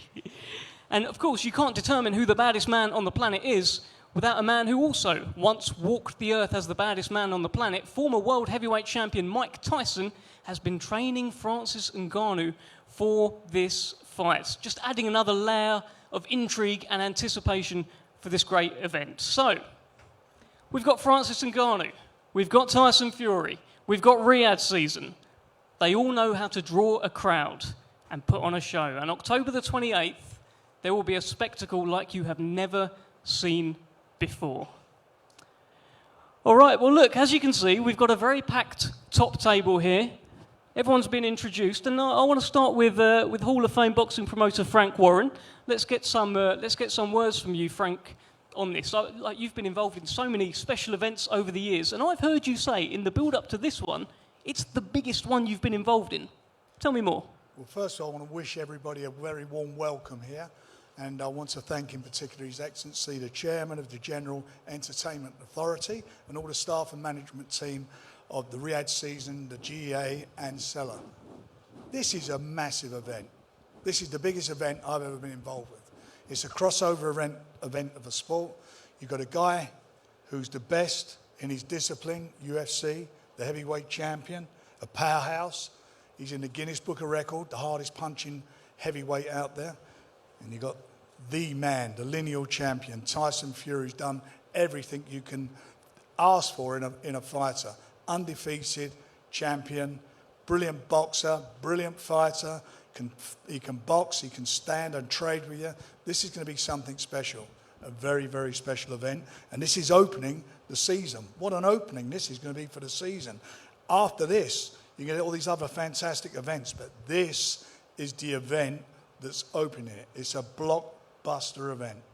And it's very special for boxing to have that place kicking off Riyadh season this year, Frank. Well, look, as I just said, that the 2 participants, they're the biggest names in their respective sports. And Tyson's an absolute, he's not just a boxer or a sportsman. This guy just in Netflix series is the highest watched program ever on Netflix in this country. It's amazing. That's what he is.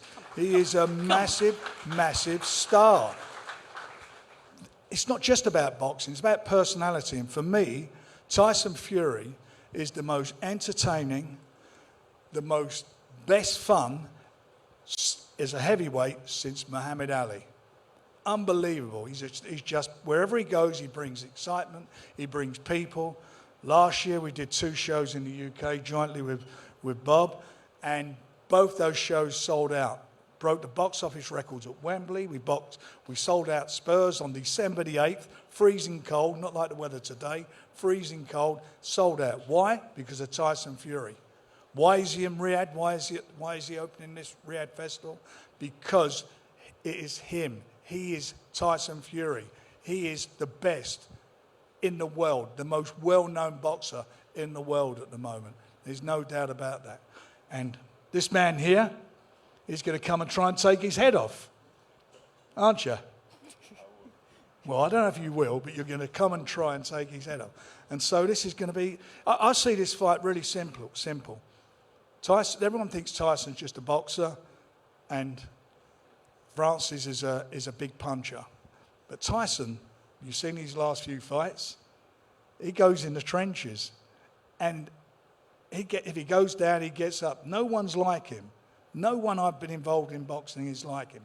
Magnificent chin, and more importantly, a big heart. So don't think that somebody's going to be piddling around pitter-patter with you. You're going to be in a big fight, a big fight. Fire's going to meet fire. That's what it's going to be. It's not the first time, sir. I know it's not. And It's we believe in your life achievements. story. And listen, for what you're doing is brilliant. To step up and step into a boxing ring, take my hat off to you. Everybody takes their hat off to you. You're a big man. We know what you're capable of, but we know what he's capable of. Unbiased. But it's going to be, one thing's for sure, while it lasts, it's going to be exciting. This is going to be exciting. It's going to be one of the most exciting events you've ever seen. I promise you. Well, Frank, before I move on, we've partnered with the WBC as well, who have a special commemorative belt for this event.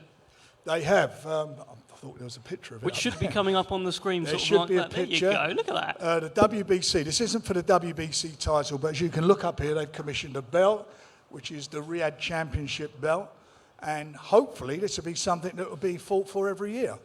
But this is a special event, and as I say, it's two guys, the best of their disciplines, the best fighting the best. That's what this is, and that the winner will walk away with that belt, and he'll do well financially, no doubt about that.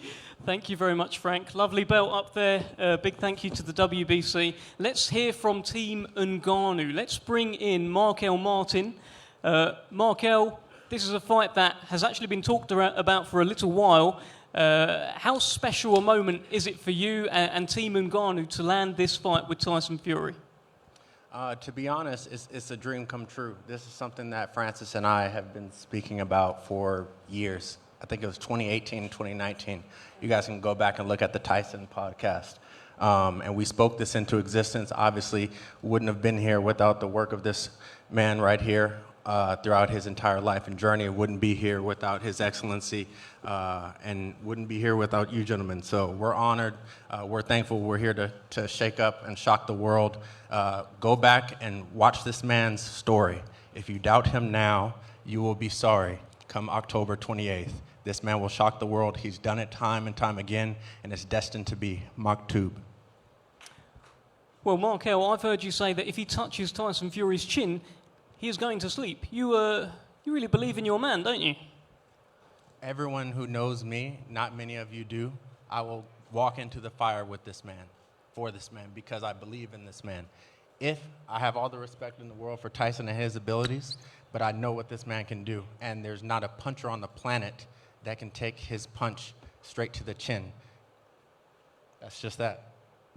All right, well, thank you, Markel. Your mic will be live. I feel like you're going to have a few more things to say in this press conference. Let's bring in Hall of Fame boxing promoter Bob Arum. Look, you know it's a big fight when you need two Hall of Fame boxing promoters here promoting it.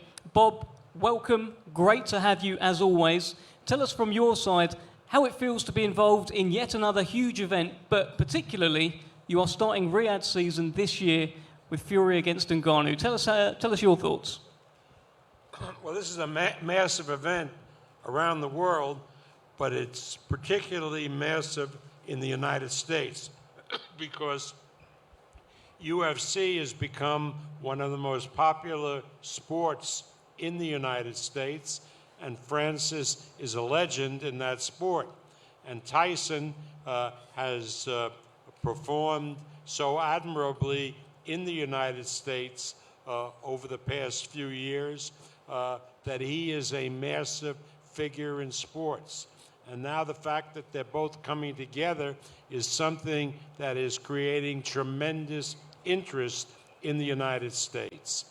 But more important, I think, is the fact that we are seeing history made.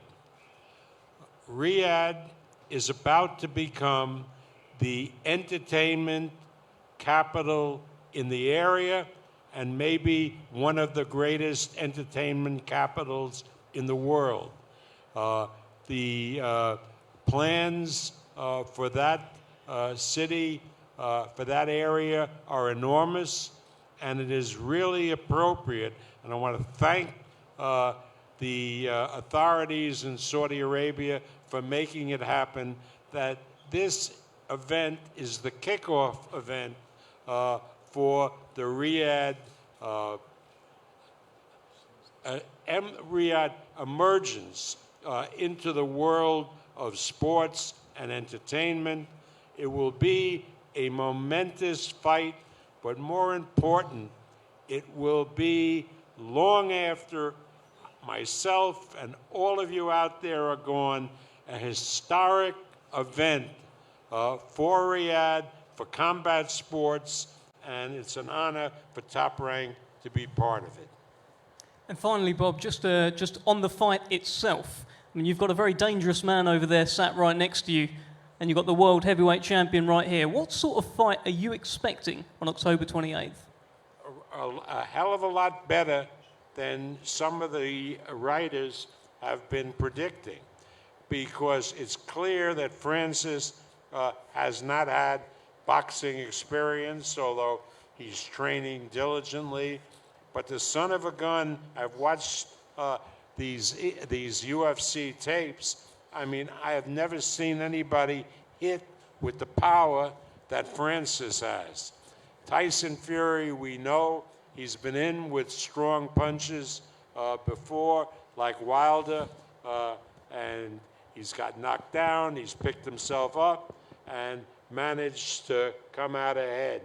I think this is going to be one of the most exciting events that any of us will have the opportunity to watch, and it will be shown here on TNT pay-per-view in the UK, and in the United States on ESPN Plus on pay-per-view, plus all the cable systems and the satellite providers.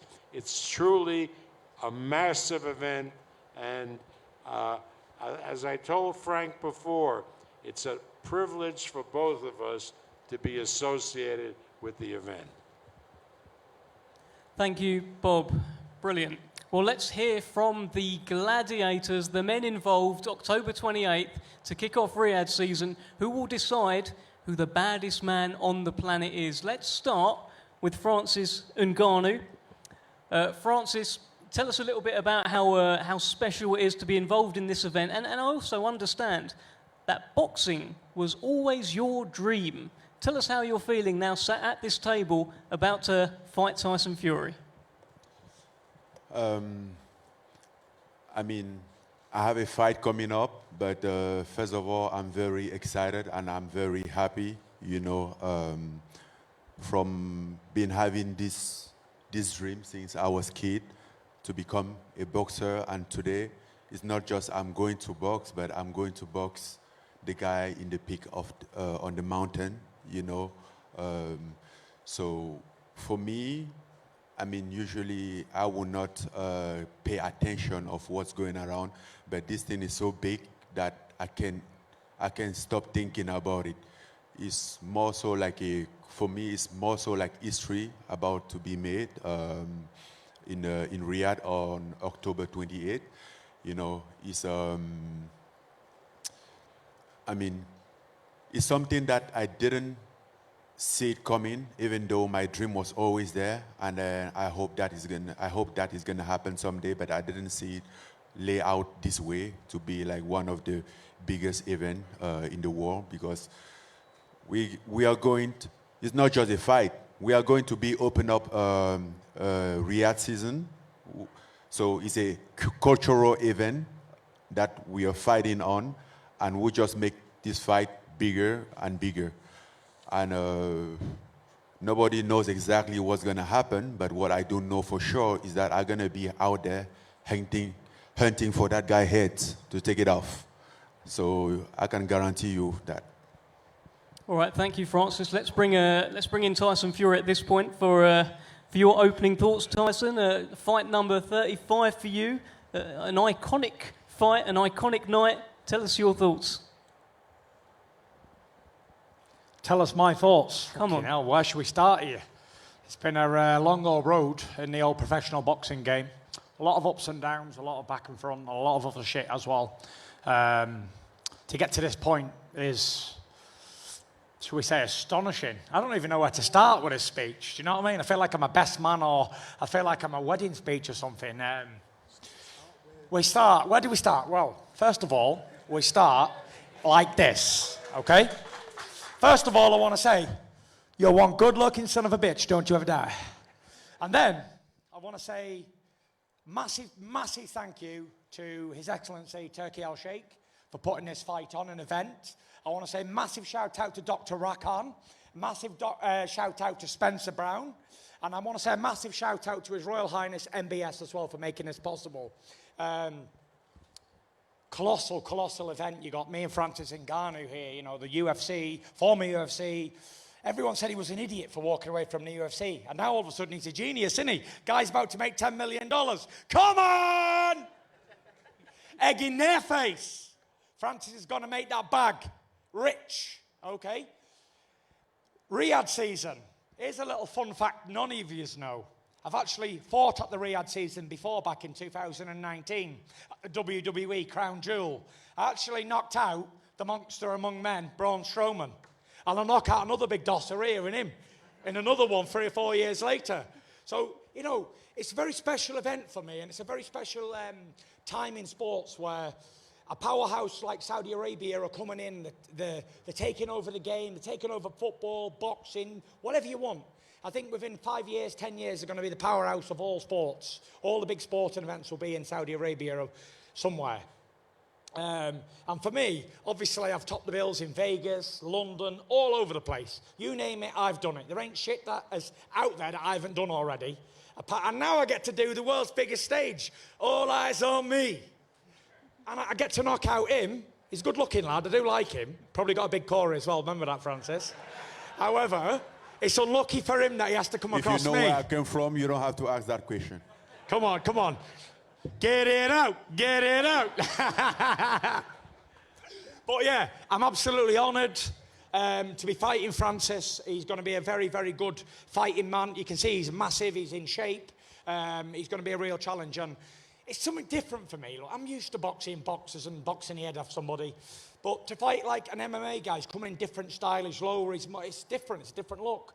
I'm going to be saying to him in the fight like, beat the pussy up, call me Larry Holmes. I'll be eating a jab, bang, bang, bang. And, you know, I can't wait. It's going to be an absolutely fantastic event. And I'm honoured that I'm a part of it, and I'm honoured that Francis is. If you look here, like, this is the African king, Francis Ngannou, and the Gypsy king. People just look at these photographs and don't realise the amount of work and effort that's gone into them. Let me just tell you. The lady who designed these costumes, she's won 3 Oscars. 3 Oscars, the costume designer. The guy who took the photographs won 3 big awards as well. So this is not small time. This is as big as it gets. So I just wanted to share that little info with you. We can get back to the press conference now, if that's all right. Thank you, Tyson. A lot of key points there. Let's get a round of applause. I don't even know where to start, to be honest, but we'll bring in... Give me a minute. Francis Ngannou, let me ask you a question. We know how hard you hit. I've heard you talk about the delivery system. It's all well and good having a big punch, but you need to be able to land it. So is that delivery system ready? We are working on the delivery system, and if you look... if you've been watching my training, you will see that we have one of the best guys in the world that ever lived, that ever done this in the camp, in the man of Mike Tyson. I think if you're talking about delivery system, you can go any bigger than that, you know. So yes, we are working on the delivery system because it's a very important element for me in this fight. I heard people said, oh, he has the biggest puncher, he has a punch, he punch hard. But if you can punch somebody, your punch is worthless. And I really intend to make my punch useful. You understand? So that's why I'm working on the delivery system. I mean, don't be a fool. I know this is a big challenge for me, and I'm working very hard to put myself in the best position, because no many fighters, even great as they were, didn't have this opportunity in their lifetime, in their career, to be sitting in this position, have a fight in this magnitude, you know. And again,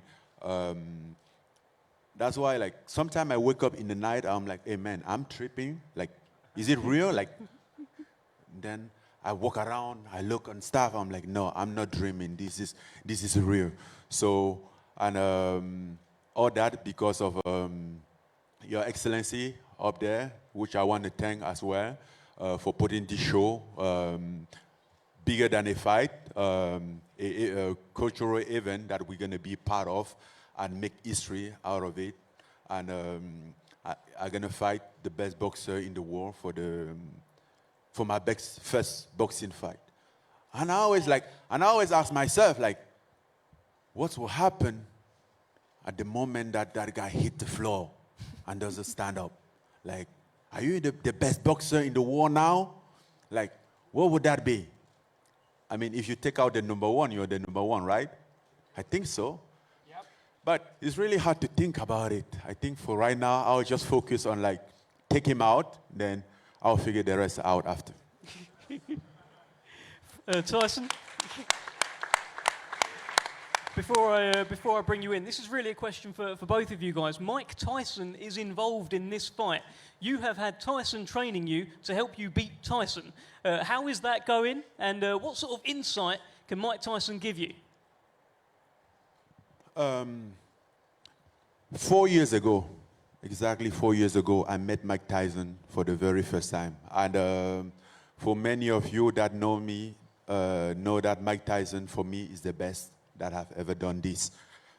And in our conversation, one thing that I precisely request from Mike Tyson was whenever I fight Tyson Fury, would he be in my corner? And at that time, everybody was looking at me as a fool to even thinking of fighting Tyson Fury. And today, it's happening. So from the moment that he get announced officially that I'm fighting Tyson Fury in Riyadh on the opening on Riyadh season, I hit up Mike Tyson. I'm like, bro, that thing become true. Like, this is it. And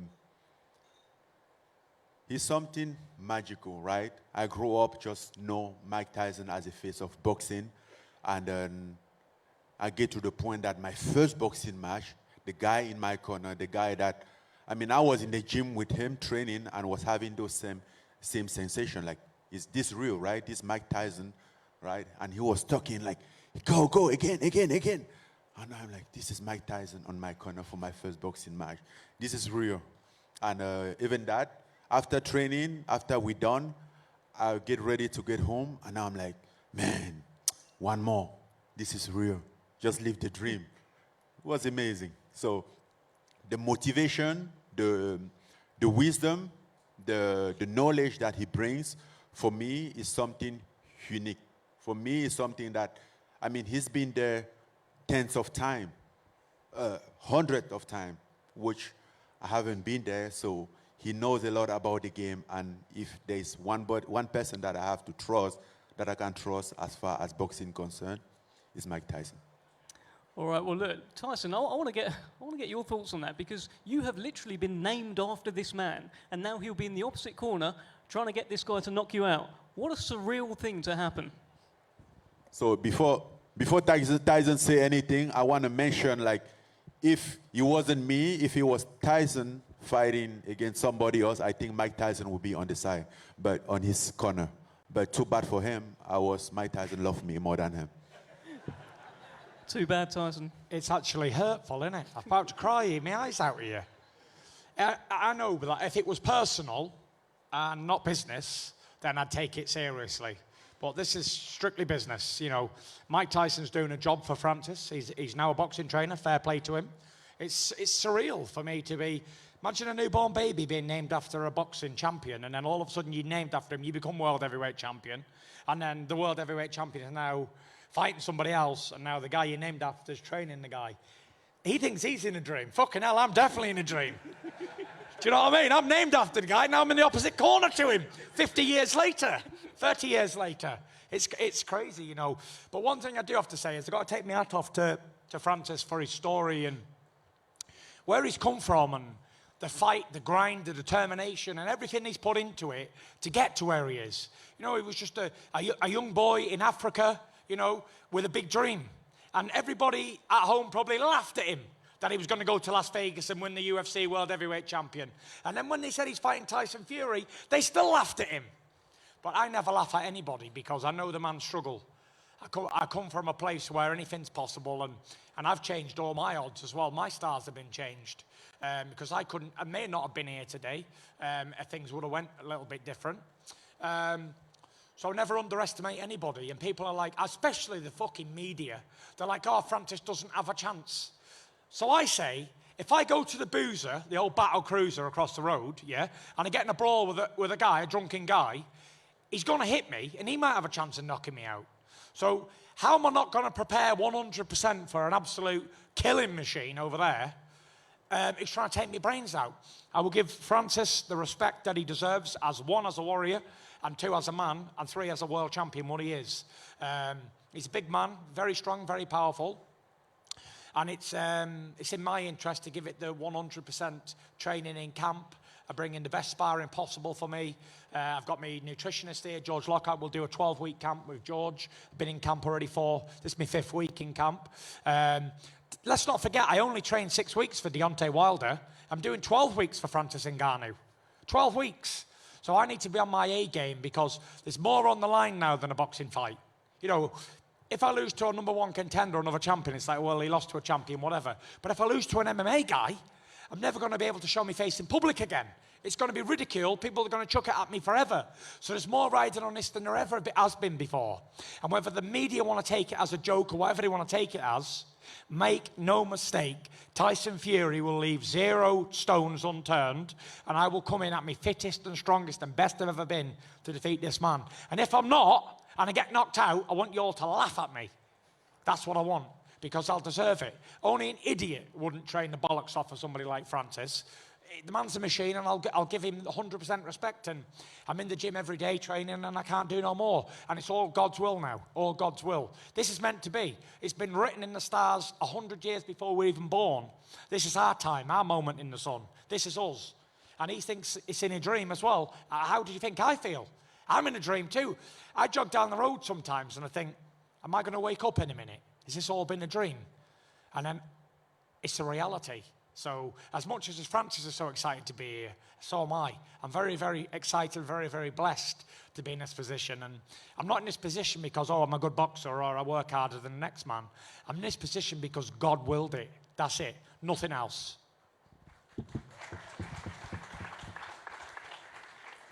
Just on Francis Ngannou's power. Now, Tyson, you are no stranger to taking on big, big punches. But they measured his punch, and he hits as hard as a small family car. Are you concerned about Francis Ngannou's power? I seen the video of him hitting the pad thing. Listen, the guy's a big puncher. You can see he's very big and strong and very well built. But, you know, I fought big punchers before, like Deontay Wilder, and I even fought the old Dr. Steelhammer, Vladimir Klitschko.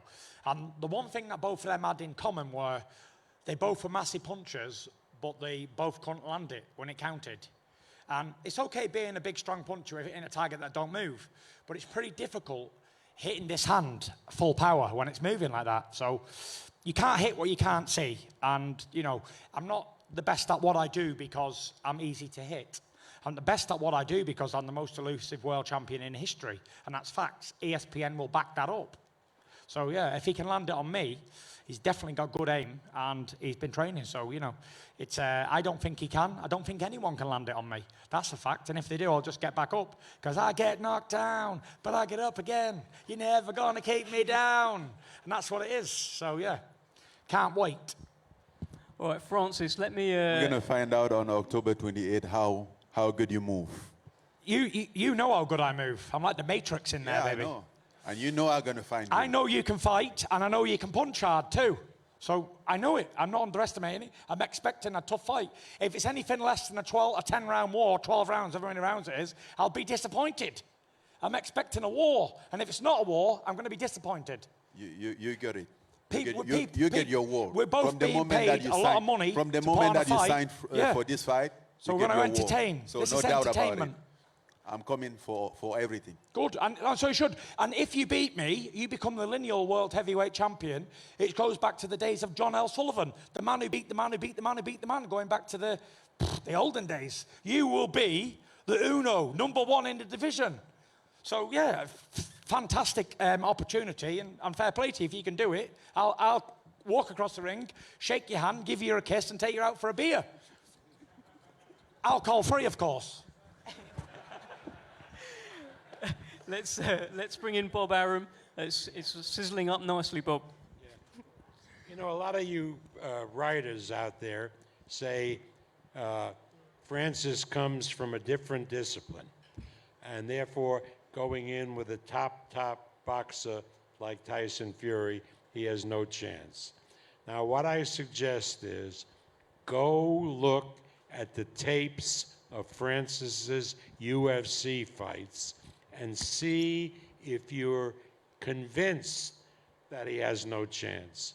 Because I have never seen anybody with the power, whether it's boxing or MMA, that he has, Francis has. Now, Tyson is quite correct. Boxing is different. And boxing, it's not necessarily who hits the hardest, but how you can land your punches. So this will be not only a massive event in a great country, in a great place that's emerging as an entertainment capital, but a significantly interesting fight that people will be talking about for years and decades to come. Thank you, Bob. Francis, I just want to touch on one thing, the weight of this fight. Now, when you're in the MMA world, you have to cut weight to make 265 pounds. You can weigh whatever you want in this fight against Tyson Fury. You're a big guy. How big are you expecting to be in there? And will you actually be bigger than Tyson Fury? What do you think? I want to be in shape. I want to feel good, you know, and that's why, like, I have a whole team around me to work on that. I have a great strength conditioning coach. I have a nutritionist, a chef that work in order to make that. So, and I've been fighting in the high level for so long now. I know it's good for me. Where is the middle ground for me with good weight and most energy, right? So I don't want to compromise my energy in order to lose weight, and I don't want to compromise my my weight by getting more energy. So it's going to be in the middle, and that, I think we have that figured out. How do you win this fight, Francis Ngannou? Excuse me? How do you win this fight? How do I win this fight? Usually I would say knockout, because that's what comes first. But I mean, I know the guy in front of me. I have watched Tyson fight live personally so many times. I have watched a lot of tape about him, and it's very slicky, you know. So, and that's why I put a lot of focus on my delivery system that we were talking about earlier, because he's the guy that is very, very hard to hit. So I'm working about that, and I'm aware that he might not get that punch, maybe not in with full power, but I'm making sure that however he goes, the victory will be mine. In Riyadh on October 28th, the victory will be mine. And whether it's knockout or decision, that doesn't matter. The V is what matters. Well, let me ask you this. You mentioned there, if it lands. As I've said, you've got the hardest punch in the world. If it does land completely clean on Tyson Fury, what would happen? If it does land, good night. Lies off. I mean, what do you think will happen? Oh, I'm going to ask Tyson. I'm not going to say. I mean, not to mention that this is a heavyweight fight, and that's what is very excited about heavyweight. We know that everybody in the heavyweight division can knock everybody out. You don't need to have a tremendous power. I'm not walking there just like, oh, Tyson Fury can knock me out. No, bro. I'm not going there to put my shin. I'm going there to fight, hit and not get hit. I think that's the rules of boxing, and that's why I'm very aware of that, and that's why I'm taking this very serious in all the components of the discipline. Well, Tyson, you've just heard it. If he lands that punch that's been recorded, that hits like a small family car, he says it's good night. Thoughts? I can't have a comment until I felt his power. Remember when I got the old Alabama Slammer up on stage and said, hit me in the face, go on. I wanted to feel his power. I haven't felt Francis's power, so I don't know. I don't know what it's going to be like. Is it going to be like so much different to any other heavyweight I've ever fought? Probably not. Will it bounce off me? Probably so, because I'm bulletproof. It's one of them things. It's like so many people have tried knocking me out before or beating me, and I've been successful for 15 years in a row, 34 contests and 2-time undefeated champion. So, you know, I've heard it all before, all of the bullshit that fighters like to say, I'm going to do this, do that. Listen, good luck to him in his training camp. Good luck to him and his trainers and Mike Tyson and his other trainer over there. I met him in Vegas a few times. And that's it. Bring your A game and let's have a fight. Let's have a fucking fight. That's what we're being paid to do. All this talking, it is what it is. But at the end of the day, we're going to go in there and we're going to fight. We're going to put on a show. He's a world champion in fighting, okay? Not a world champion in tennis. He's not a world champion in basketball. He's a fighting world champion. And I'm a fighting world champion, so the best man will win. There is no two ways about it. Whoever's the best on the night will win the fight. That's it. And Tyson. World champion in boxing. Because in fighting, I think you are very limited in general. Just no, besides not boxing. fighting, because I think I can beat Fighting you in the in cage. general, you're very limited. I would kick your ass in a cage, no problem. No, you can't dare. You can't even 100%. think about that. 100%. But just focus on I'll beat you in the boxing ring, just and then I'll focus kick on your ass in a season, cage. and then we will see after. 100%. I'll beat you at boxing, I'll beat you in a cage. No problem. No, bro. No problem. Focus on boxing. No problem. For right now. Best That's at what you can boxing, do. and I'll beat him in a cage fight. No two ways about it. Well, there you have it. The gauntlet has been laid down here. I'm being told to wrap up. What a brilliant press conference we've had. We're just about to have the face-off. The thing to remember, this is October 28th. We kick off Riyadh season. Two kings collide in the Kingdom of Saudi Arabia. And we're asking the world a question. Who is the baddest man on the planet? Me. Well, there you go. If Tyson thinks it's him, I'd imagine Francis Ngannou thinks I don't think it's me. I know it's fucking me. Find out officially on October 28th. If you can't be there, make sure you're tuning in. Thank you so much. Also, I just want to say, if anybody was offended by my swearing, get the fuck out that door! All right, let's get a face-off down the front here, please. We'll get off the stage first, and then we'll come back on for a face-off.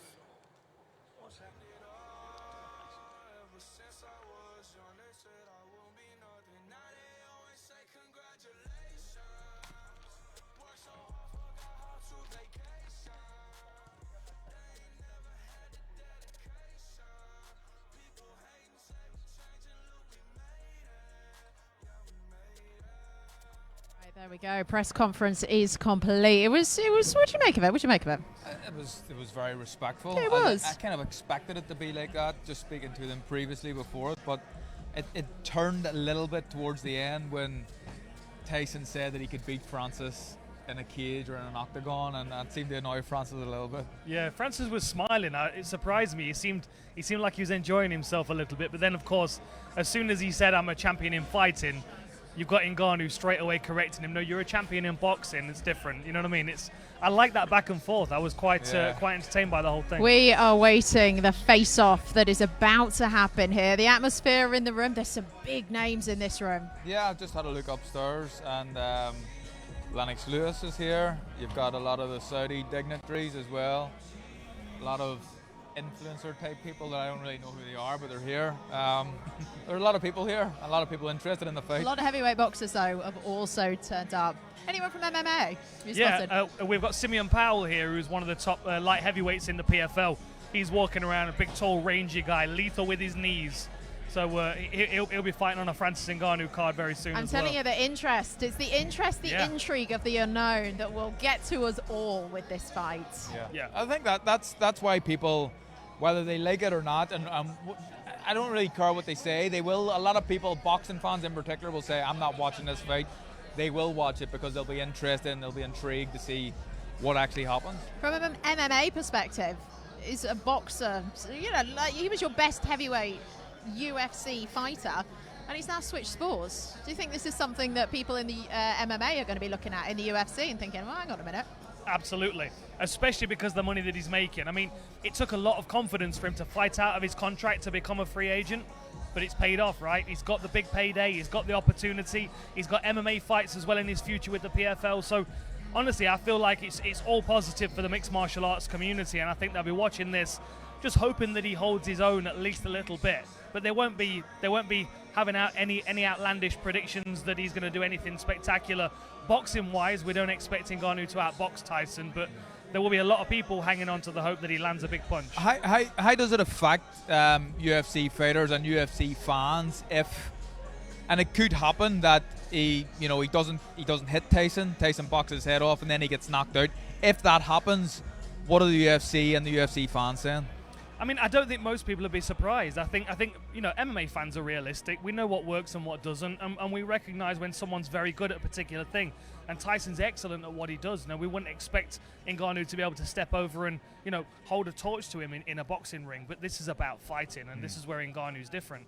And I feel like a lot of people will be looking at him and going, I think he might have an opportunity to land something. But if he doesn't, Ngannou's the better fighter out of the two. As the boxers are getting ready, what I wanted to touch on, actually, something brought up at the end, the weight. That was a really interesting conversation that came up there, because Francis Ngannou is used to cutting weight, and it's brutal weight in the MMA, whereas this time he doesn't have to do that. So it is an unknown for him. There's so many aspects of this fight that is a full unknown, because he's never had to... I think Dan's the man to speak to in this, because I didn't even realise until today that there was an upper limit in the heavyweight division in MMA, so that'll be interesting. He can weigh in whatever he wants. And saying that, what he doesn't want to do is he wants to weigh in his optimum weight. He doesn't want to weigh in fat and heavy, and I'm sure he won't, but you know what I'm trying to say. For sure. I mean, we saw Wilder come in heavier in the second Tyson Fury fight, and he didn't look any better for it. I feel like Ngannou's going to benefit by being all right, lighter. Here we go, boys. Let's come back already. to that. Let's just take a look at what is going on. To take his shirt off. Do we think he's going to take his shirt off? That's what Tyson's trying to get him to do. I'll tell you what, it doesn't matter what shape Francis Ngannou's in, he's going to be in better shape right now than Tyson Fury is. No, he's not going to do it. I think he's probably someone that if you tell Francis to do it, he'll probably not do it just because you're asked him to.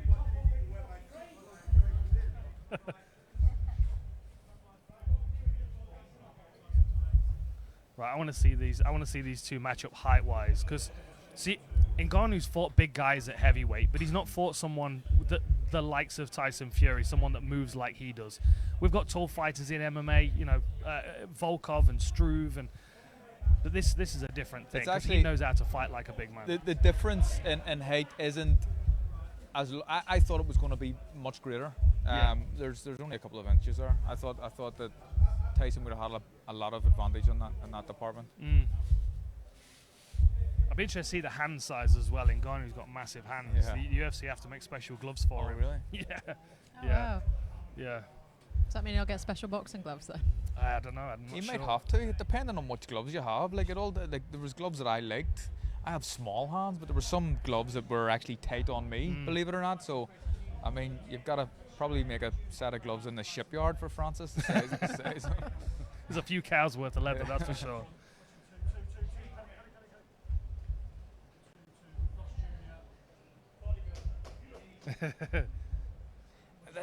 The physique of Tyson as well, though.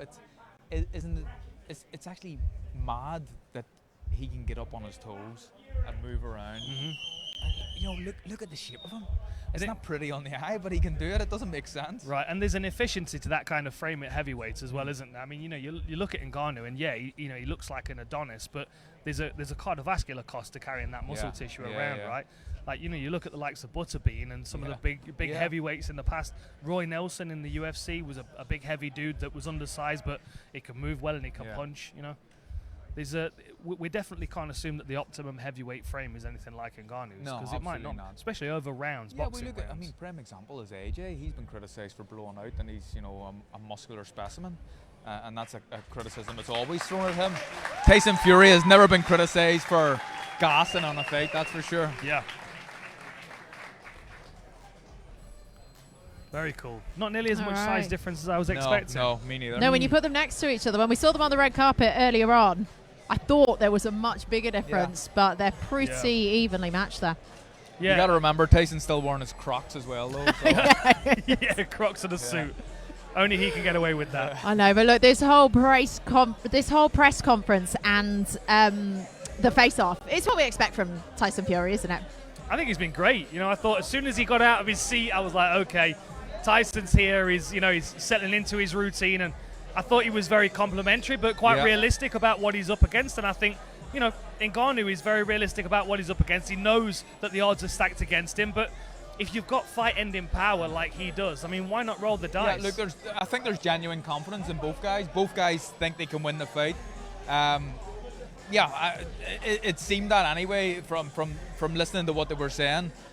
Do we believe Tyson when he says like 6 weeks for Deontay Wilder and 12 weeks? I believe him. Yeah. I believe him. But it'd be interesting to know why. What is the reason for that? Why only 6 weeks for Deontay Wilder?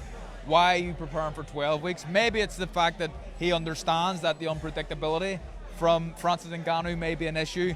Maybe sparring with more kind of unorthodox fighters and longer preparation for it. That might be the reason why, but I'm not quite sure. Yeah, no, I mean, it's a good point. I think that it certainly sounds like he's done his due diligence by going out and finding other people to spar with that aren't your typical heavyweights.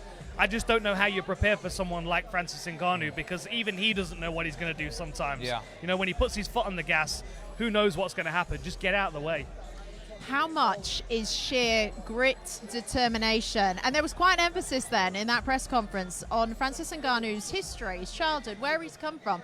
Because if you look back on his story, he has come from a place of nowhere. Yeah. You know, and I mean that in terms of lifestyle and the way he was brought up, and the fact he had a job at 10 years old and he had to strive and he's had to work.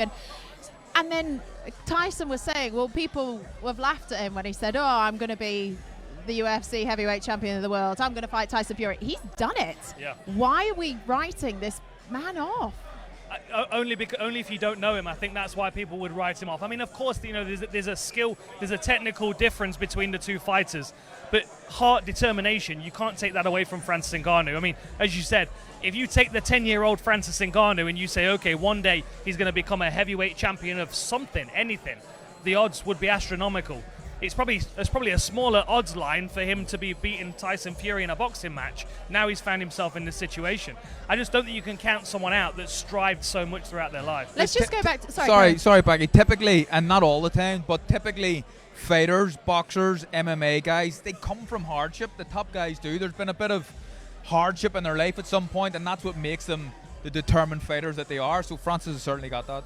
Let's go back to talking about the weight conversation we were having just before the face-off came in, because I say it's a really interesting unknown for Francis Ngannou, and the MMA cut is, well, we were talking about your weight cut in boxing and sort of how you did it compared to how UFC fighters do it, and it's a completely different technique. Yeah, I mean, I think the culture around the sport is quite different. I mean, I know, of course, across all combat sports, people are trying to get down to the right weight class where they're not going to be undersized. But because of the influence in wrestling from high school and college, we have people cutting a lot more weight. You know, and water loading, as you said, you tried in your last couple of fights. Sometimes people are dropping 20, 25, 30 pounds sometimes fight week to get to the scales, and then they can rehydrate very much close to where they were. I don't expect too much of that from these two guys. I think Francis is going to step in